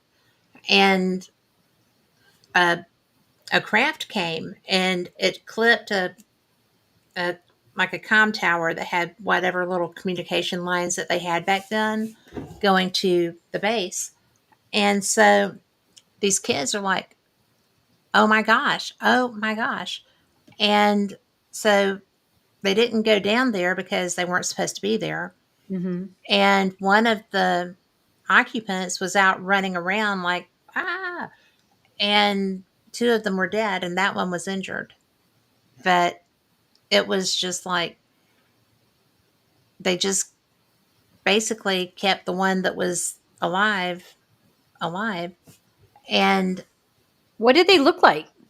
Do we know? um, I don't, I think just the standard grays, Mm. like Al. So, who are green. Is it But Viola Leo Pizzi Harris? yes, Paola Harris. Okay. But it's really interesting because the family name of one of those children was the last name of somebody that reached out to me on Facebook a few years ago. No kidding. And I didn't know who he was. And I couldn't find any information on him. He was, he wanted to talk to me. And finally, I just said, can you tell me about your history? Uh-huh. Because I can't find out anything about you. And he was always in pictures with my friend Stanton Friedman and Kathy Martin. And so I couldn't figure out why he had reached out to me, why he was always looking like a fan, right? Mm. Not somebody that was part of the conferences. And so I was just like, can you just tell me about you? And I think I offended him, and I wasn't trying to. I just wanted more information. Mm-hmm. And because I don't like being blindsided Sure. mid interview, right? And so when I was reading this book, this has been 5, 6 or more years ago that this man reached out to me. And I saw his last name in that book. That was his grandfather. That was one of those children that found that Wow. craft. And I just felt like but he could have just talked to me, Sure, sure, sure. because I would have loved to have that conversation.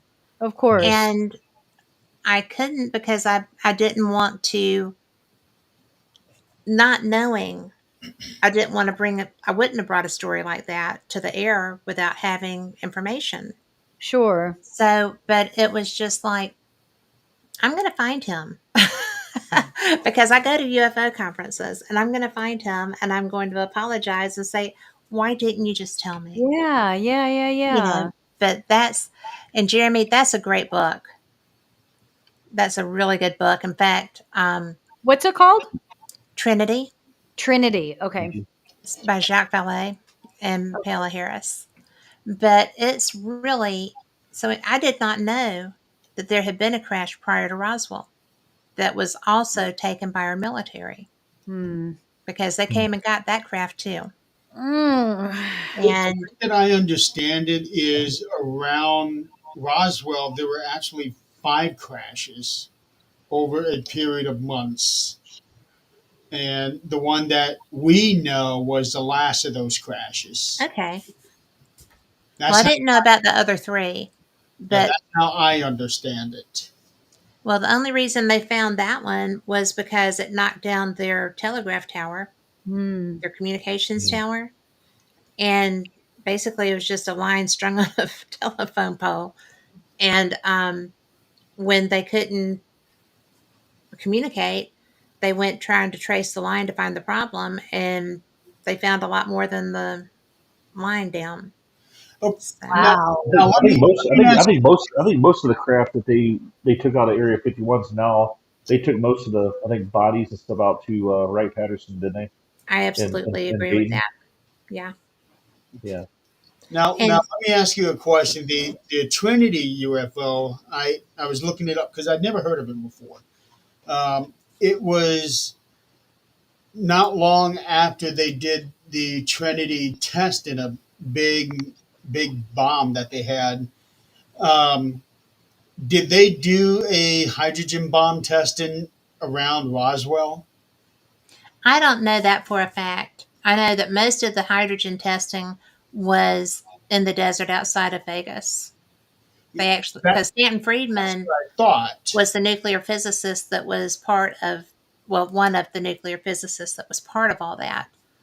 And so, I mean, because, you know, it was very close to Vegas because even if you go out there now, the Gold Nugget and some of the other hotels still have the signs of the nuclear explosions because people would go and go to their rooftops to watch the detonations. Wow. So that Because was a big draw there. the reason I'm asking is, could there have been um, something left over from the explosion, like how in Chernobyl, when they had that meltdown, you still can't go there. Mm. If anything from the testing site could have done something to the UFO's um, inner workings and cause it to crash. Well, I don't know. I mean, I don't know, but I think probably more likely they weren't used to our gravity Mhm. and maybe they were not very well versed. You know, maybe they were kind of new at what they were doing too. Yeah, Mhm. they Because claimed that they claimed on these craft were at slow speeds they were fast traveling craft, most of the mhm, and then when they traveled at slower speeds they were very unstable. mhm. And Mm. yeah, I think when they're coming into our atmosphere, they probably slow down. And if it's an atmosphere that they're not used to, it makes it even more unstable. So it Mhm. makes you wonder. Because like, I'm gonna go back to the Bob Lazar story. He said when he watched, the test flights of the sport model craft, Yeah. when it was moving, it was really unstable. It rocked back and forth, and just it wasn't a stable craft at slow speeds. So it makes you wonder. Well, it Is does. And plus, these, I mean, this one was at night. Mhm. So I'm sure it didn't see that telephone pole, telegraph right? pole.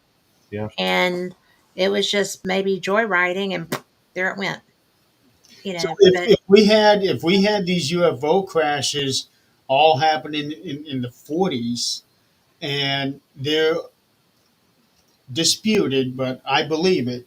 The documented UFO visitations mhm. thousands of years ago, how many of them would have crashed then? There's no telling because there's no way that we would have been able to ascertain where they went down or if they went down because they would be, if they were in the desert, they'd be buried by now. Yeah. Mhm. And, that we're talking millennia, really, that I, I, they've been Wasn't I like wasn't to wasn't there think wasn't there a craft wasn't they're there a in the craft jungle. found out in a cave in like Afghanistan, like a Vimana that was discovered like I think it was in Afghanistan or Iraq. Didn't they find like it a was, craft that wasn't it Afghanistan? I think it was Afghanistan. They found a Vimana out there in a cave. And it was Yeah. like ancient, like very old.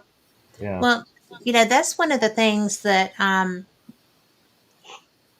was just so fascinated by. When I was doing some research for this, I found some stuff because I got to hear Eric Van Doniken talk like 4 times one summer. It was really Very cool. cool. Very Oh, cool. But that'd been because awesome. he's amazing. But yeah, all the stuff that he flew over the Nazca lines when they were complete, right? And he was like 17. He was working as a waiter. He'd get up the money to go and explore, and he'd go and do a strip and then come back and work some more and then go someplace else. He was really amazing. But he had a he had a priest at his school who turned him on to the Book of Enoch, Mhm. and they had a copy in their church, and that's where he got his ideas and decided that he wanted to go find stuff. But it was so fun because I'm sitting there listening to him, and I'm like, he's been in the Queen's Chamber of the Great Pyramid. They Mm. ran like a little car through it because they couldn't go in. Oh yeah, I think I remember that. Yeah. But there's all kinds of stuff that he's done, and he doesn't question anything because he's gone and seen for himself. And I think that if I could be 17 and doing that all over again, heck yeah. I never knew that was a possibility when I was 17. But Most people aren't it, interested in this. His book, Chariots of the Gods, really Awesome though. changed everything in terms of critical yeah, thinking about this kind of thing. Mm. yeah. And if you'll look, that that title has a question mark at the end of it. It does. Mm. And he was attacked viciously for that book because we're going against God. We're going against the Bible. This isn't biblical. You're you know the Antichrist basically. And he told this one man that was just so busy attacking him. He was like, "Have you actually looked at the book?" And the man's like, "Well, what?" And Eric said, "There's a question mark at the end of my title. I'm Mm. asking, are these the chariots of the gods? Is it a Mm. possibility that these are the chariots of the gods?" Because Ezekiel left in a flaming chariot. Yeah. There's so many UFOs in the Bible, Mm. and I think there's four. And you cannot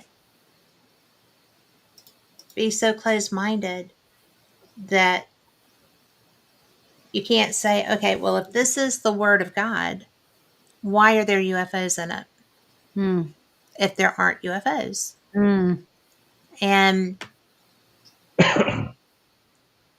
I mean, I I thought those were great questions, right? I really did. Absolutely. So, yeah, interesting man.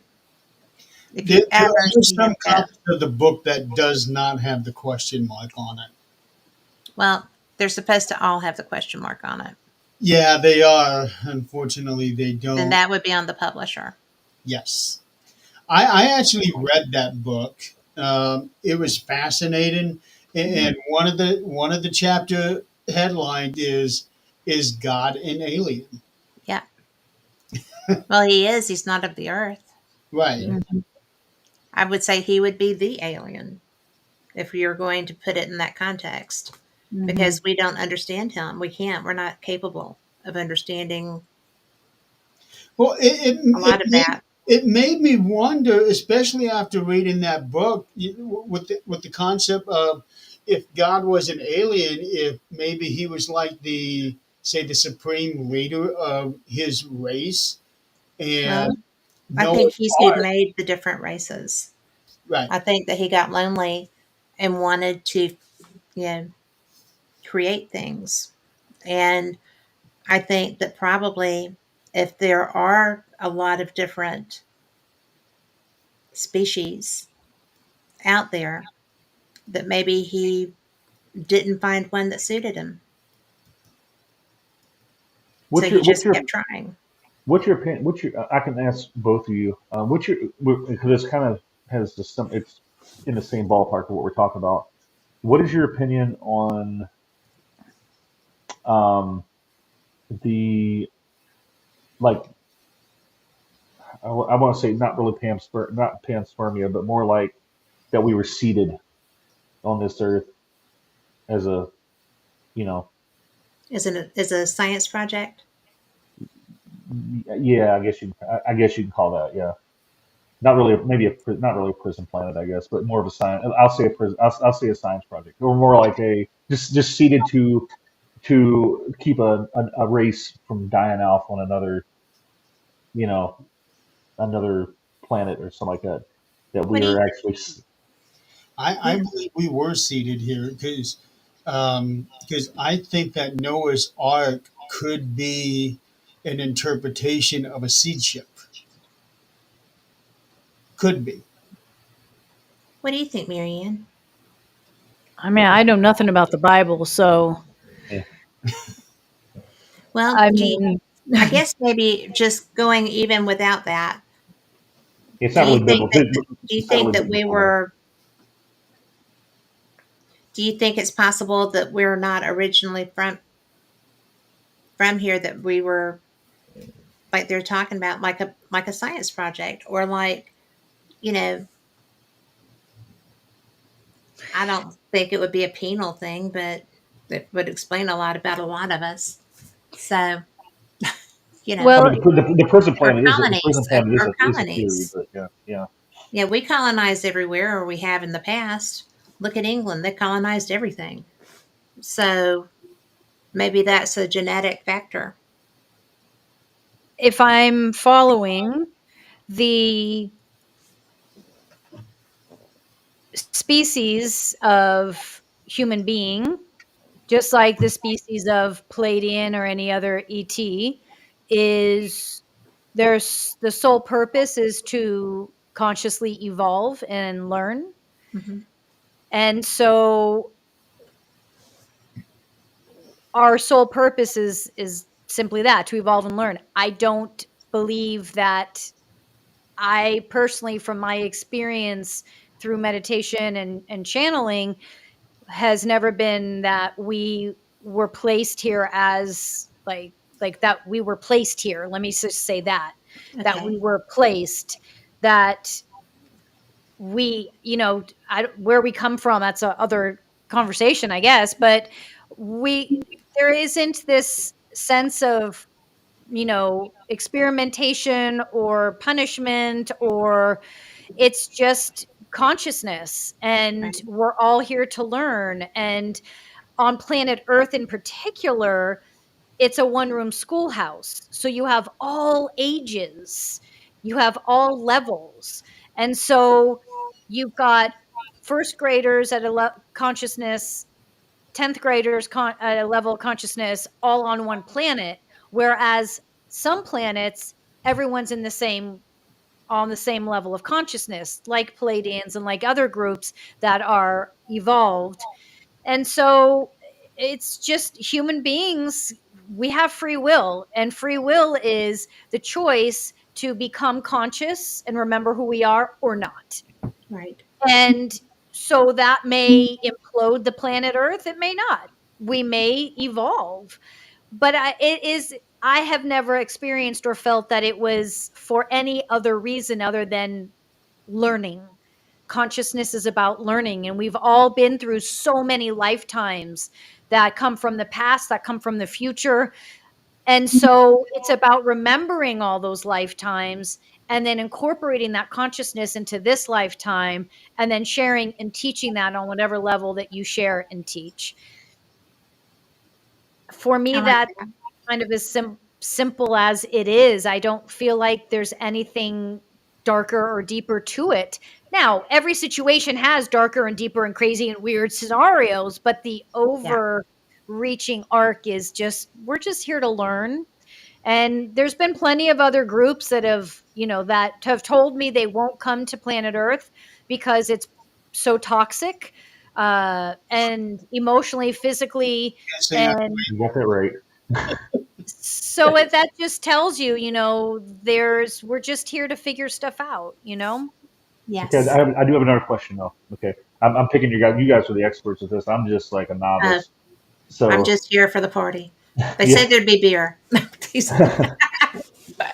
so we need to raise our vibration to to get to that next level. Um, through your channelings or whoever, it could either be Kat or Maryam.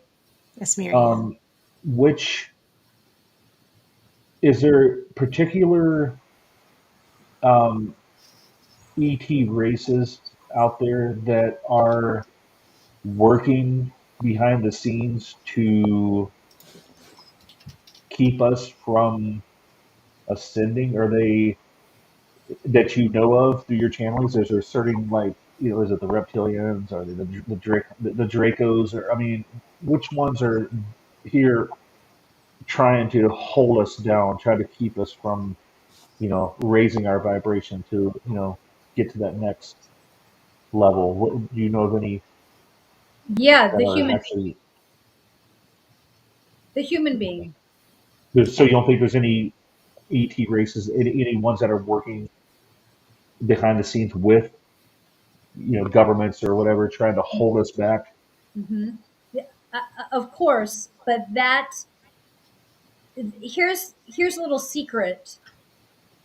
When you have ET groups that are trying to hold you down, all you need to do is meet them where they're at. When you have human beings trying to hold you down, now we're dealing with daddy issue, mommy issue, the emotional body that the Yeah. human being has, and then being able to bypass the emotional body to get to your state of understanding. You do that through meditation. That's what meditation is to quiet the emotional body so you can hear your consciousness and you can hear your communication. Yeah.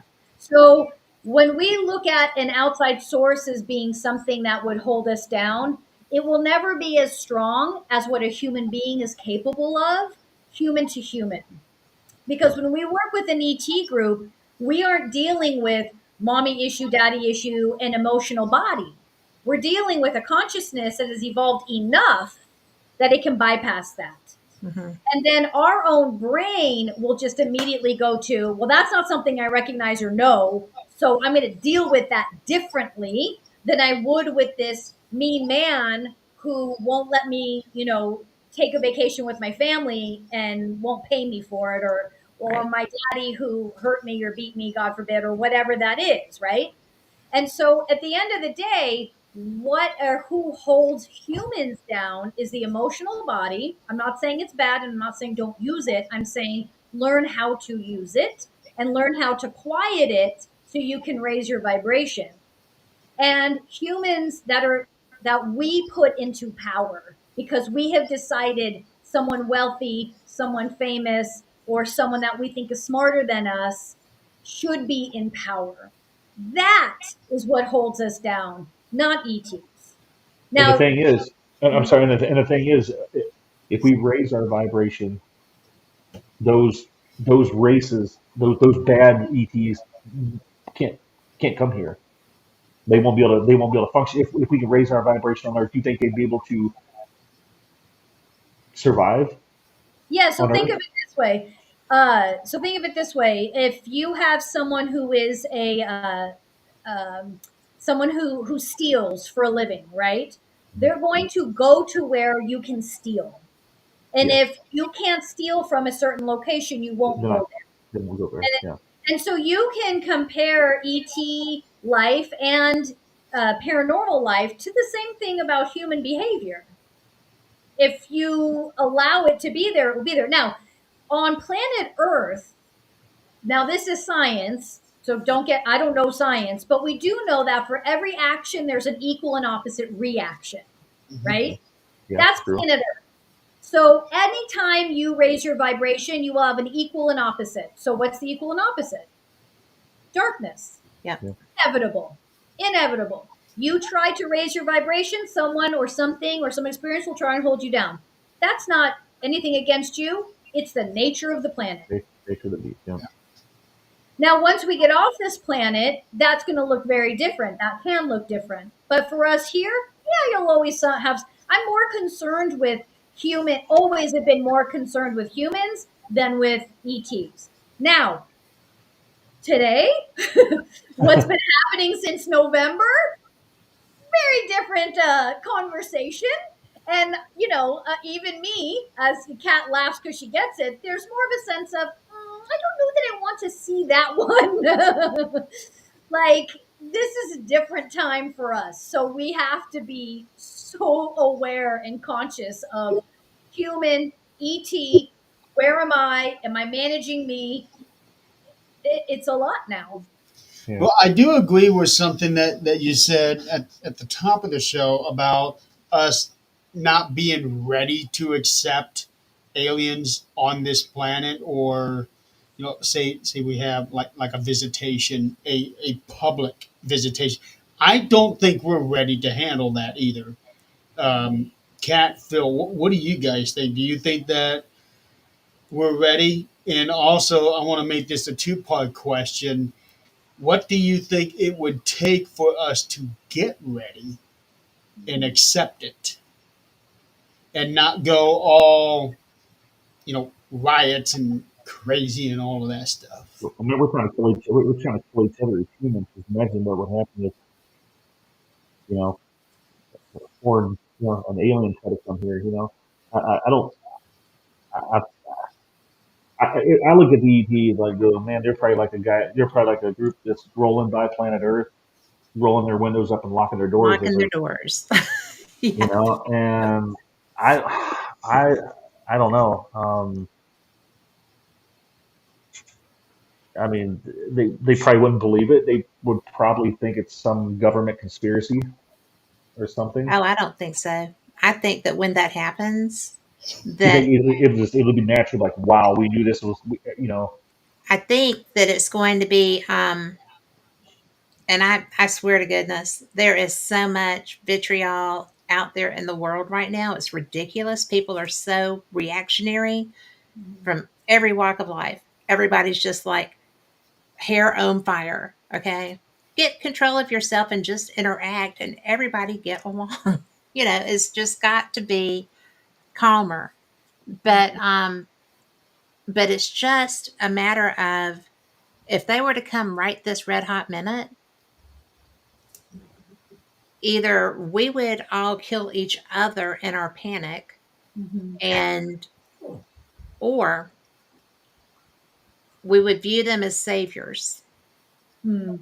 and we would be very easy to take over if they had bad intent. If they didn't have bad intent and were coming to help, then I think that there are some that would absolutely have a fit about it and try to kill all of them. You Mhm. know, I find it interesting that So with that line of thinking, when you go back several thousand years ago, when aliens were said to have been visiting us, back then they were viewed as saviors and yeah, gods. But at yeah, the time, they were being taught how to build things. With the pyramids, you got, yes. I mean, they were being taught to have civilizations. yes.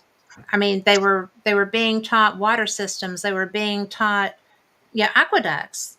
Mhm. All this stuff in a desert where there wasn't a lot to survive with, Hmm.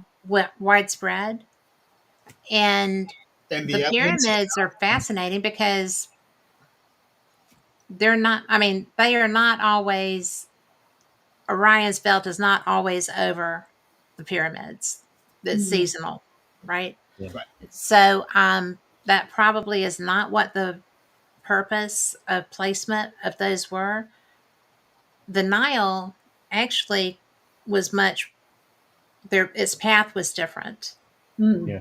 So one of my friends actually has the theory that the pyramid, the Great Pyramid, was a water pump, Hmm. which to me is just I had never even contemplated that idea until I read his book, and I've interviewed him a couple of times. It's really interesting, but you know, geography changes over Yes. time. Hmm. So, heck, That I well, don't know. I that's think that why what, we're still discovering new things every day. and we're discovering old things every day. Mhm. That's I good. mean, We are Yeah. discovering old things every day. That's great. so, I mean, and that old saying, everything old is new again, is so true. It's not just bell bottoms. I mean, seriously, it's thought processes, it's mindsets, it's, you know, the only thing I know that's constant is mathematics. Hmm. And I think that's probably the language that we're going to be speaking with ETs when we meet them, And some death of and them, taxes. because it's a constant. Yeah. Mhm. And it doesn't seem to change very much until we got into computation. Yeah. I think that's such a. I love the way you said all of that, Kat. I think too, Jeremy, to that point is, you know, I feel like I know what your question was in reference to like a mass. You know, they come en masse, and it's like a whole thing. But it, they're landing, and they landed in Vegas. They They're currently land. landing. And Yeah. in this moment, we're talking to the people are talking to the orbs, and the orbs are responding. Like this is what like I keep saying. I'm like, what, Jeremy, your question you're asking us? It's happening. It's Yeah. happening right now. And it has been happening. People have witnessed and seen. And guess what happens? Everyone squashes it. No Hmm. one will believe you, whatever that is, right? But Yes. as we start to one at a time raise the consciousness, which is happening faster because these people are communicating with orbs, and it's shifting their consciousness in seconds. In seconds, it's shifting them. And that's happening because this all has to happen very quickly. I don't know which way we're going to go. No one knows which way we're going to go. But it's happening right now in front of us. They're landing, and a lot of them are landing and posing as human, coming back out. Keep an eye out for humans that have like a, Yeah. it's like a, dull, almost dark look in their eye. I don't mean dark like necessarily bad. Not like black eyed, but Some of them are coming in. not unlike it. There Yeah, have been some people that I've come across where I'm like, there is no way in hell you're human. but it's going to be a feeling. It's not going Yes, to it's be not a a visual. visual. It's something like you're going to feel as they walk by. You're going to feel it not from here. And you're not going to Yes. feel fear from it. It's just going to be an intuitive, guttural, what was that? Or Well, who was and they're not going to look different. I mean, they're not going to be like the men in black with the weird shifting. The eyes are different. It's like I what Eric will go, said, Men in yeah, Black. but most of them look human because some of, I mean, the ones that and I may be wrong, Marianne. I'm kind not? of stepping on that, and I apologize. Mm-mm. But I think that the hybrids are going to lead the way, and I know hybrids. I mean, I've met them in different places, and so it's kind of an interesting thing. I was walking through a conference with someone who's very into hybrid children, and this girl was in a wheelchair, and her mother was pushing her and trying to get through the crowd and stuff. And you could look at that girl and know.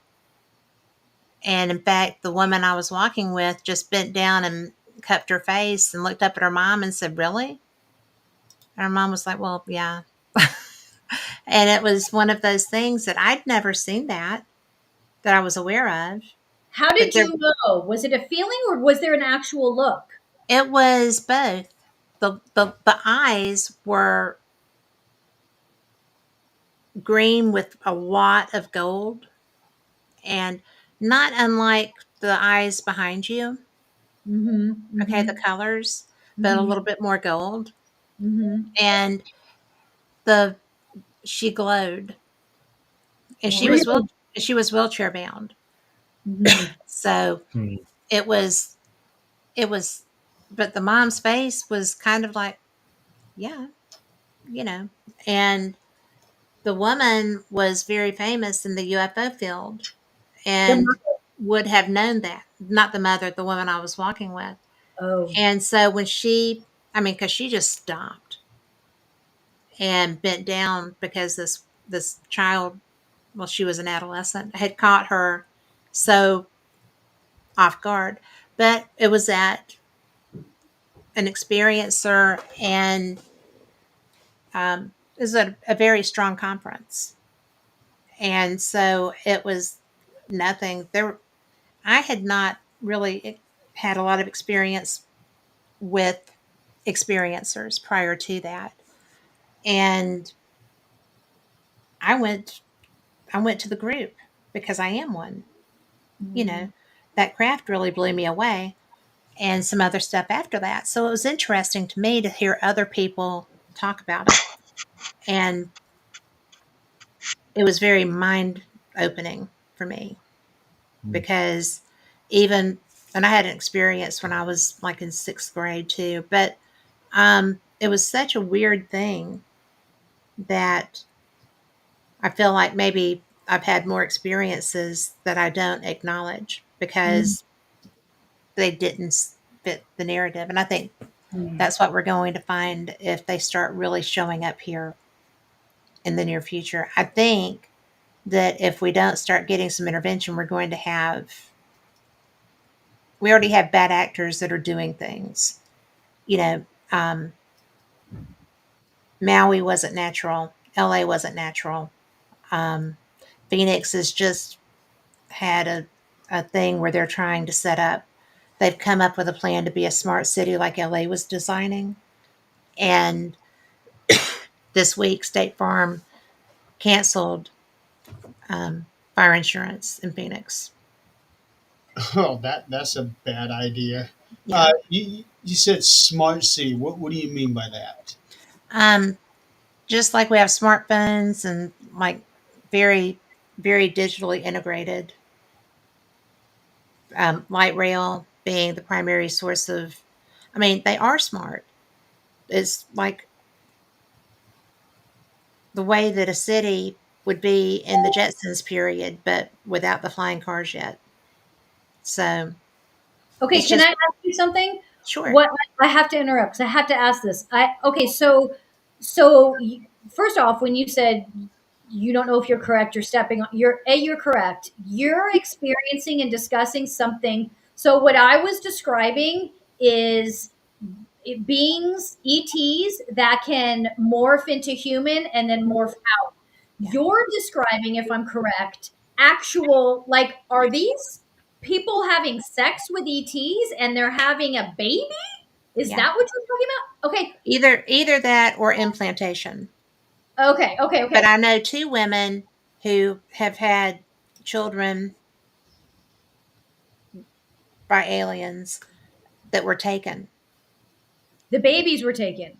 Yeah. One of them still sees her son The babies were taken by the aliens? by the, in that particular woman's case, by the father that she had a relationship with because he is alien and looks alien. So he lives with his father, but the father brings him to visit her. She said she Like, wrote a book about it. these are the ET days of our lives. What, Pretty much, yeah. But the other person had a pregnancy that the child disappeared. You know, the phantom pregnancy that people yeah, have yeah, sometimes. yeah. And so I asked, because of my experience with the first person, um, I, in a private conversation, asked my friend if she had ever seen that child, if she felt like she had ever seen that child. Mhm. And she just kind of looked at me like I'd lost a mind or grown ears that, pointed or whatever. Yeah. And she said, "Well, I thought I did once because there was a young woman hiding behind a car watching me. And I thought that was my daughter." And I said, "Did you feel drawn to her?" And she said, I did. That was my daughter. And so those are two people that I know. One went public with hers, very public with hers. And the other one was an experiencer with a disappearing fetus and saw someone that she felt was that child years later. Where'd you go, Phil? Wow. Did So just get abducted. That's incredible. Okay, so what I want to say to that though is this is what's so fascinating about life is everything you're saying is like, and everything I'm saying, it's not, but it's like it's two different worlds, but they're both happening, and But I they're mean, both, I don't know if they're two different worlds because if they're here, why would they not interact and maybe get involved? I mean, it doesn't have to be falling in love, but being involved maybe. I think And by two different worlds is like for this is purely my for me it's like there's people like me who communicate with ETs, and mhm, like for me I'll help people who have been abducted to stop the abductions and stop that connection, blah blah. But then there's this whole other world of like yeah, everything you're saying, and that's a different world than what I've been in, and this is incredible. well, That's I what I'm mean, saying. It's like so crazy. but they're physical beings, and apparently they have emotion too. So it's not they're not just spiritual interactions all the time. But see, here's the thing that where I think I haven't landed on it yet, but where I see it's two different worlds. I I don't like I don't like that behavior. I don't like it I would being, agree with that.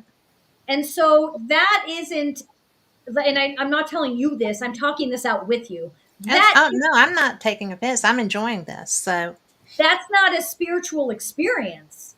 That no, to me is that is not no spiritual. different than what happens on planet Earth if a woman is taken advantage of, raped, whatever, Yes. right? And you're being violated. There's this article this friend sent me just last week, and maybe you know who this person is. He draws these ETs, and they're Mhm. hybrid ETs, Mhm. but he had experiences as a child, and then they started mating with him. Well, that is It inappropriate. isn't.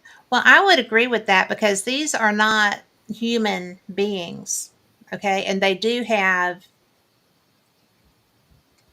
I don't argue that at all. I do think it's violating.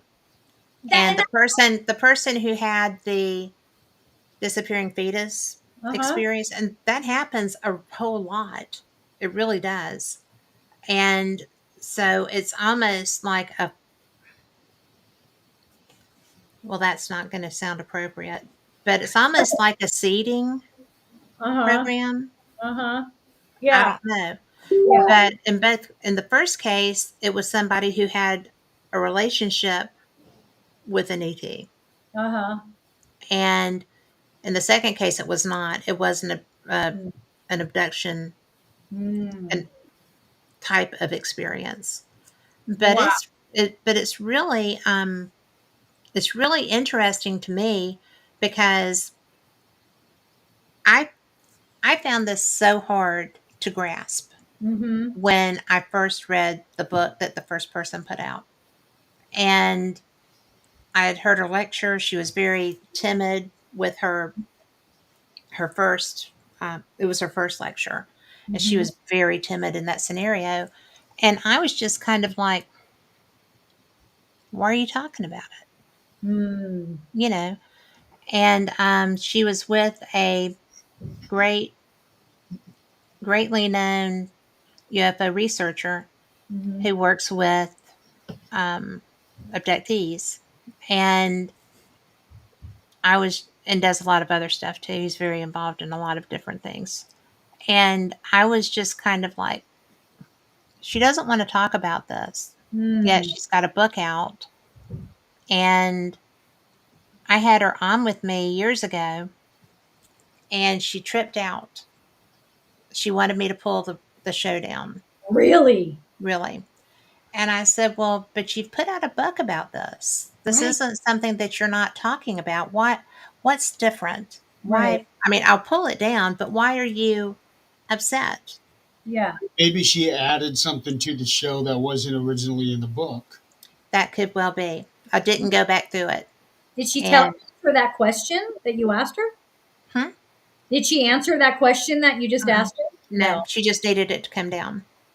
Wow. And she had 2 or 3 different reasons that were not true. And I was just kind of like, well, that's not real. I mean, she didn't sound right. She sounded, you know, and then she said that somebody affiliated with that case had passed away the day before, which also was not the case. And so that she was upset. Oh, dear. And there was a lot of angst going on. Mm. And I was just kind of like, I'm sorry that you're feeling this way. I thought you did a really good job and nobody's judging you. I've talked to Right. you for years. I'm not judging you. And it was weird, Yeah. right? Wow. So to be so public with it that you would actually document your experience and then go on a lecture circuit to talk about it Right. and then be upset about that was just kind of Mhm. like very odd. And it's funny because I had to change my profile name because Why? I got hacked, like everything hacked, financials, the whole bit from through Facebook. And so she found me and sent me a friend request after all these years. No kidding. Totally real. And I was just kind of like, "Hey, how you doing?" Oh, you Nice like to to see you. talk again? But yeah, so That's there incredible. yeah, but I Cool. agree with you on the inappropriateness of a relationship when you're in a position of not authority but a more powerful position. It's just like if you were being Yeah. attacked by like you're being raped. Yeah. But, but if you're just emotionally unaware as opposed to physically unable to fight, right? Yeah. But I don't think in the case of the second one, that was not a willing participant. Mm. That was a classic um, ET experience, and that happens a lot. There's a Wow. lot of that behavior by ETs. And so, and she was stunned when I asked that question, right? Have you ever seen that child? Yeah, I can And imagine. she just went, um, I actually thought that I might have, yeah. Jeez. That's So, so. and yeah, there's a whole lot that goes with, um, there's a whole lot that goes with ET interaction. Mm-hmm. You have people that come out of it with horrible memories. Mm-hmm. You have people that maybe the anesthesia or whatever it is that they use, right, Mm-hmm. to do whatever. Um, because there's so many abductees who have scoop marks where samples are taken. There's Oh so God. many. I mean, there's so much experimentation done on us Right. that is not appropriate, no matter who you are. I mean, if my doctor did that without me knowing about it, I'd own him, right? So it's really there's so much. The interactions are so different. What Mm-hmm. I get isn't what I hear other people talk about. Mm-hmm. And I think it's because I go to all these places that have experiencer groups. Mm. And it's it's really tragic what happens to a lot of people, men, women. A friend of mine was camping as a military person with another friend. They'd gone hiking and camped out that night and had the big black rectangle, not, yeah, come over the cube. It's not a cube, but it's they saw it coming across a field, Mm. and then they didn't remember anything until the next morning. And my friend got up and opened rolled up the tent window and was looking out, and his friend started tripping on him. Don't do that. They'll come back. They'll know. Oh And wow. his friend was not okay in any shape, form, or fashion. Mm-hmm. And my friend was. Mm. And he didn't remember anything. Wow. So then they, my friend was out running one day and had pain in his leg and he had implants. And it's funny because they were in the design.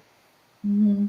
And I was at a conference in Arizona, and one of the people lecturing had pictures of x rays Hmm. of their implants, and they were the same design as Oh, my oh friend. wow. Oh And wow. I was like, is this a thing? So Wow. I started listening more, and apparently it is. Yeah. So, That's I, incredible. it's crazy. It's really interaction with ETs are such an individual thing. Hmm. Of I mean, course. because it depends on your fear factor. If Hmm. you're comfortable with seeing them, Hmm. if you if you've been interacting from childhood Hmm. on, or if it's something that was a one-time thing and it just destroyed you psychologically. Right. Those people in Vegas that saw that one take off, Hmm. they didn't know what to think. Right. And I know. that was on a cop's camera. That You was know, that was a trained observer that saw that. that was And incredible. I J- mean, it's so wild, right? Incredible. What happened to Philip? he told me that something happened on his end. Um, he's trying to get back on. Okay. I have to go walk my dogs. I'm trying to read. Can you read Jenny Sullivan's Right now, question because she's getting upset that nobody's answering her and I don't have my glasses on? I don't yeah, have my she's asking about an ET interaction Maybe or that's interaction. interaction um, was an example of being raped. So that's what she's asking. Oh, what's an example of it? No, an ET interaction was an example of being raped. Did she get that right? Oh, the example of being raped is somebody impregnating you without your permission and your knowledge that it was happening. Well, no, she's asking about the alien part. that. Can an alien do that to you? Can an alien is she asking can an alien rape you?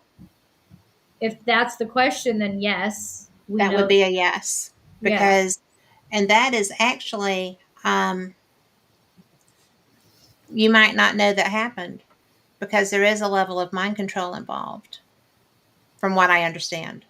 Hmm. But I don't really know if they have to physically rape you.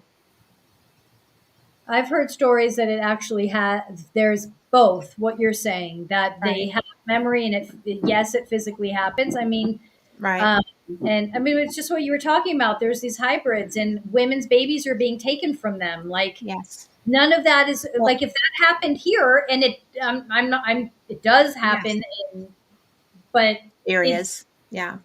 it's wrong across the board. Well, it So is wrong across the board. Yes. But a lot of times these women don't know that they're pregnant hmm. until some time has passed. Hmm. And then, and then when it disappears, it's like, Then and what? it actually is called disappearing fetus syndrome. No kidding. Yeah. Oh, I gotta look that up. So, That's amazing. and Hodges, the man that Bud, I think it's Bud Hodges, that did the regression therapy with Hmm. abductees. Hmm. Um, there were a lot of those situations. Wow. Yeah, So I, I I can imagine. I feel like I want to talk about this all night, but I have to go walk my dogs. mine Can, are in there with my husband, so I can dish them. We how do could do several episodes of this. Well, I I'm want to up. get info, Kat? And did Jeremy? Did you email all of us? Do I have her email? No, you were the only one that I emailed because you're not on Facebook. And Um, Okay. I'm Kathryn. Oh, you're not on Facebook? Paranormal Experienced. That Are you on Instagram? under Kathryn Hobson. Okay, I'm gonna look you up and friend you so we can stay connected. Please do, because I would love that. Yes, me too. I want to. There's a lot going on here. I, Jeremy, I can see Catherine being, or I can see Maryam being a guest on Catherine's show. I see that coming up in the near future. Yes. being friends, being Well, each we're friend. already friends. This kind of built that right up. We're just going to build on it. Oh. So Okay, this you is guys. Jeremy, thank you. Oh, it's great having you guys on here. I will let Phil know that we're wrapping up. He was having some issues. But will you also send me Philip's info? How can I find him? Because I want to get him that book and stuff. I don't know of any emails of his. I can. Just have him reach out. Just give him my email and have him reach out to me. Okay, I can do that. Please. he can give me Okay. yours too, and I can send you mine. Yes, I'll do it through Insta. I'll look you up on Insta. Perfect. Okay, thanks you guys. That Thank was you. amazing. I had so much fun. It's so nice to meet you. You too. I know. I'm looking Okay, forward to more conversations. 100%. There's so much to talk about. There is. We have so many interests and so many similarities. It'll be fun. Yes. Yeah, Thank this you, show has Jeremy. gone on for about 2 hours and 20 minutes. I did not expect this to go as. I know. I Well, thank know. you for doing it, Jeremy. I I know. was I was telling Philip earlier today, if I can get 1 hour out of you guys, I'd be happy. Anything beyond that, I'm good. Dude, we got 2 more hours in us, so we just started. Yeah, we just got started. Okay, this just started happening. We're gonna have to do more. Yeah, and I need to get to bed because I got a long day tomorrow. Yeah, but thank you. Good night. Have a good night, ladies and gentlemen. We'll go ahead and wrap up. Thank you so much for playing along, and I don't know when the next episode of 13th Dimension will be. Hopefully, real soon. But until then, you guys have a good night and have a good weekend.